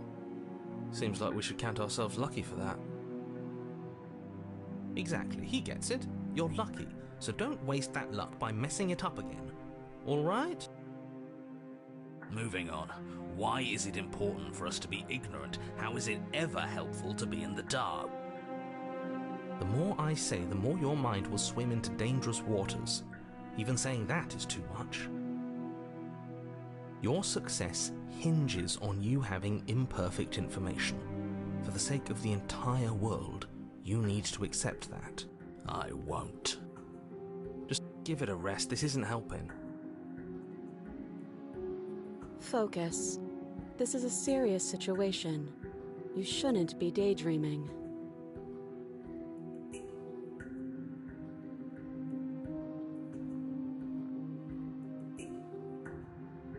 Nothing happened. You died. I went upstairs. I couldn't leave. I found myself in a new place in chains again. More of them. And now you're back. Is that really all she knows? It's not like we have much of a clue about how things work. And she's probably even more in the dark than we are. You're looking at me like I might be hiding something. I'm not. I guess it's possible she really doesn't know anything. Maybe both of us are stuck in this loop without any idea why or how.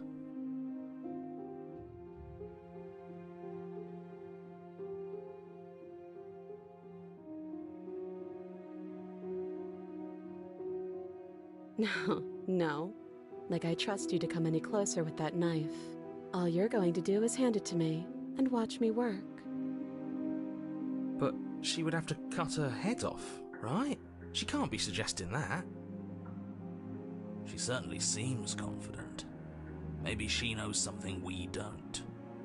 Or maybe you should consider the most likely scenario. She's bluffing so she can disarm you. Though if she isn't bluffing, whatever she has planned might be for her benefit alone. There's no guarantee that what's good for her is good for us. So, what should we do? I don't know. I'm just spelling out our options, listing the pros and cons. Then let me help you. I'll start with the cons. If you're handing her your weapon, the cons are that she might use it to escape and end the entire world. And she might use it to kill you. That doesn't sound great. What about the pros? There are none. The pros are that we can't trust him, possibly even more than we can't trust her. And whatever she has planned could do something to mess with what he has planned. Or maybe they're both screwing us over in their own ways.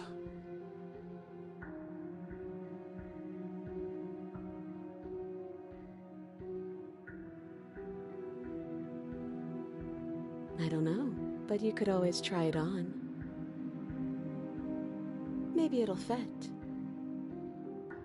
I hope I don't actually have to say this, but please don't lock yourself in chains. We need you ambulatory if you're going to save the world.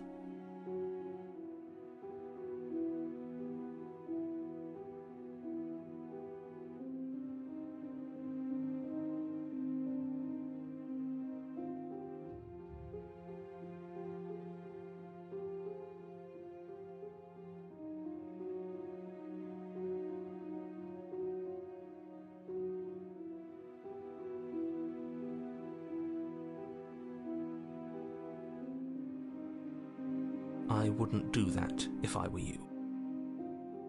Do I even need to explain myself? It's a shackle and it's one without a key. Do you want to be stuck here like she is?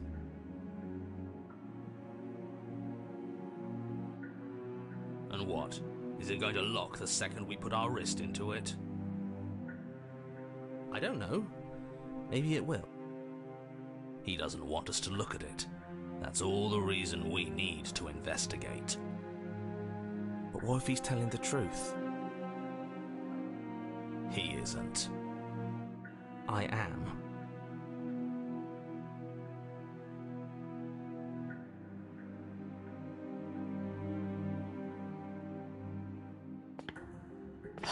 Against your better judgment, you approach the chain dangling from the far wall. The princess watches you with faux disinterest as you inspect it, though she can't fully hide her curiosity. I don't want to say what I'm supposed to say next. What is that supposed to mean? It sounds bad. Is it bad? Yes, it's bad. Come out and say it then. You're just wasting time. Fine. As you hoist the shackle, its heft shifts within your grasp, as if pulled by some odd magnetism. Before you can so much as blink, it practically leaps from your hands, snapping around your neck. And, as if your situation weren't bad enough, the same magnetism repels your blade, which is flung from your hand and sent skittering across the floor of the basement. Excuse me? Yes? Are we stuck here now? Yes. Huh, so it does fit. And I guess it doesn't like your knife. We're stuck here together, aren't we? That's funny. What are we supposed to do now? Can't even cut ourselves out. Guess we'll starve. That's horrible. It's not all bad. We learned a valuable piece of information.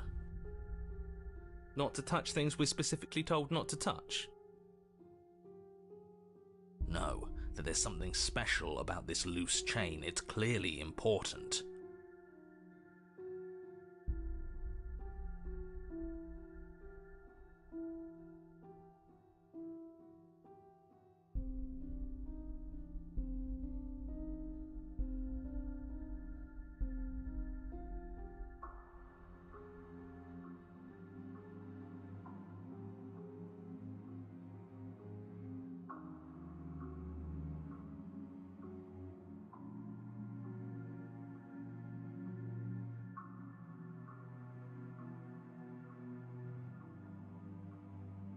Wait, I guess. Maybe something else will happen. Maybe not.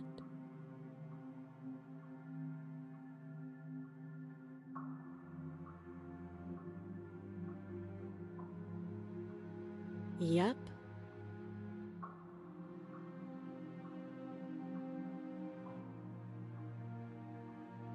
No.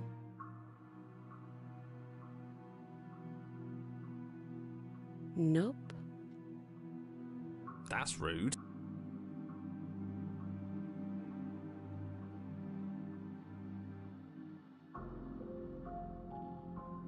You and the princess wait in silence, though neither of you knows what you're waiting for.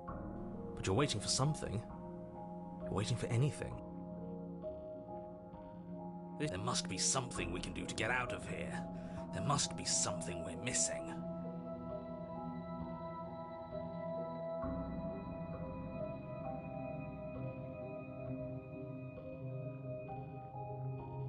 But there isn't. Time passes. It passes and passes and passes. And the basement of the cabin remains much the same. It is cold and silent. At least the world is safe. It isn't. You're stuck. Too far away from both the princess and your blade to do much of anything. But she's not ending anything. She's just sitting there.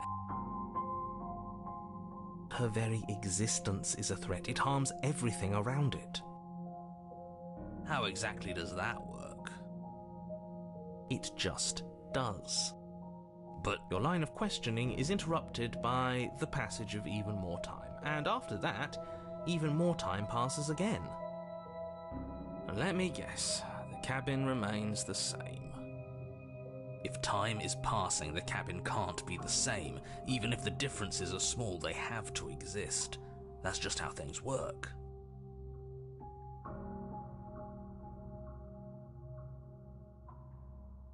I suppose you're correct. Things are changing. The differences are small at first, a bit of weathering here, a bit of erosion there.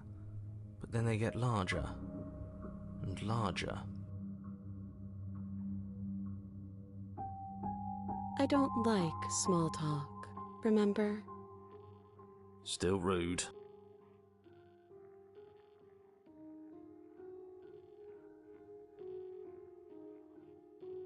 You continue to wait in silence, and the cabin continues to change. The decay comes faster now. You can see earth through holes in the stonework, can watch lichen spread along the seams of the walls. That doesn't make sense. Has our entire concept of time changed? What happened to starving? We should have died by now if the rocks around us are starting to erode. She hasn't starved. I guess she hasn't.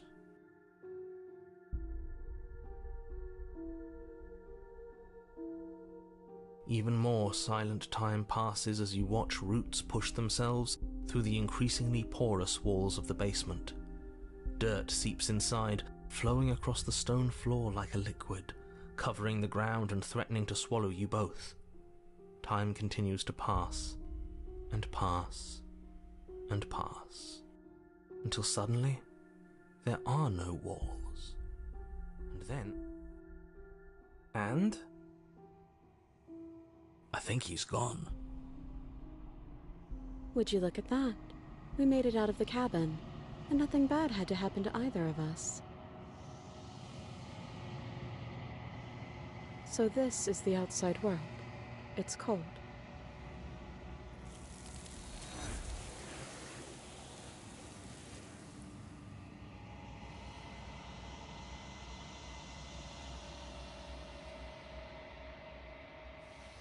She's gone. Where did she go? Should we try and find her? And is that a mirror? Why is it here? Why now?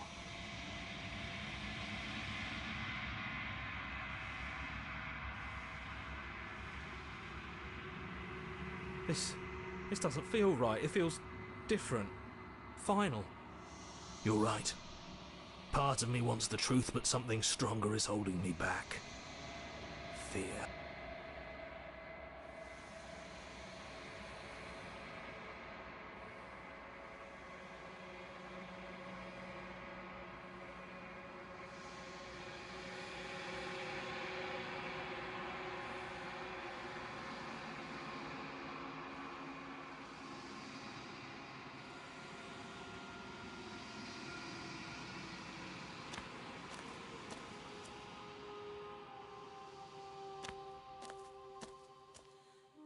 There's a world beyond the endless walls of the long quiet. I am curious to see what it means for us to know it.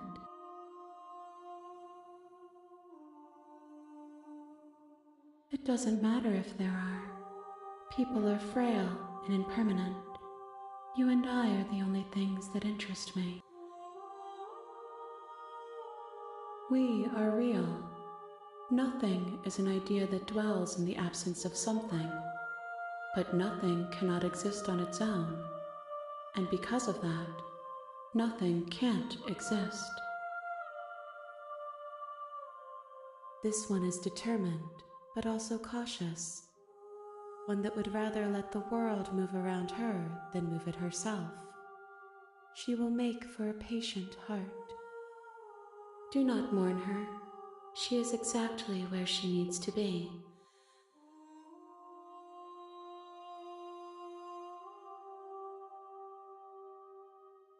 No, the point of awakening is to find out.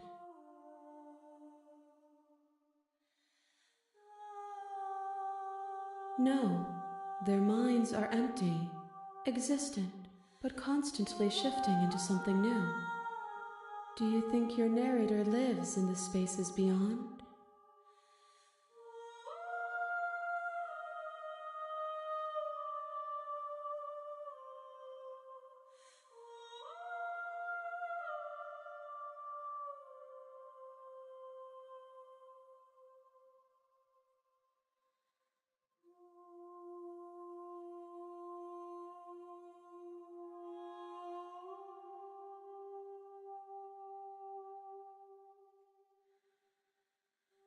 Do not look to one who fears me for your truth.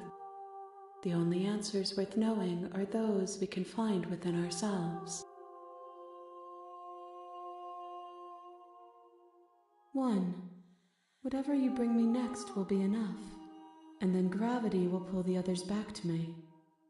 I will be singular, a final multitude.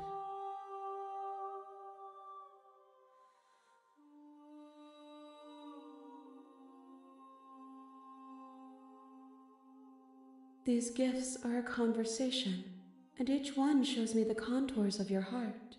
The only thing I want to see is what you choose for me when the thread is fully drawn.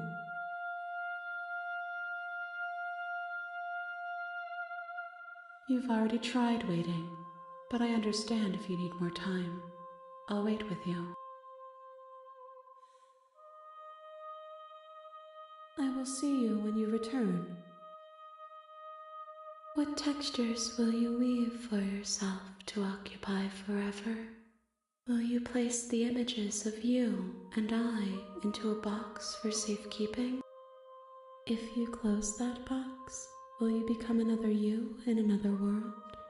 An imaginary pattern repeating itself until it can no longer bear the weight of its hand-drawn cage? You'll always come back to the box, because you'll always want to know what it means to be you. I will be here waiting by your side until you're ready to return to mine.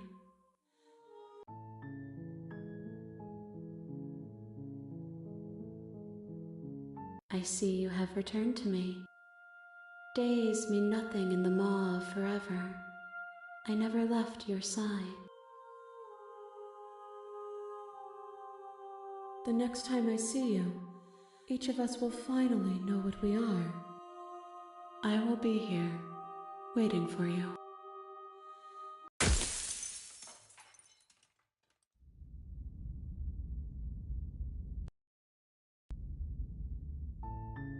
You're on a path in the woods, and at the end of that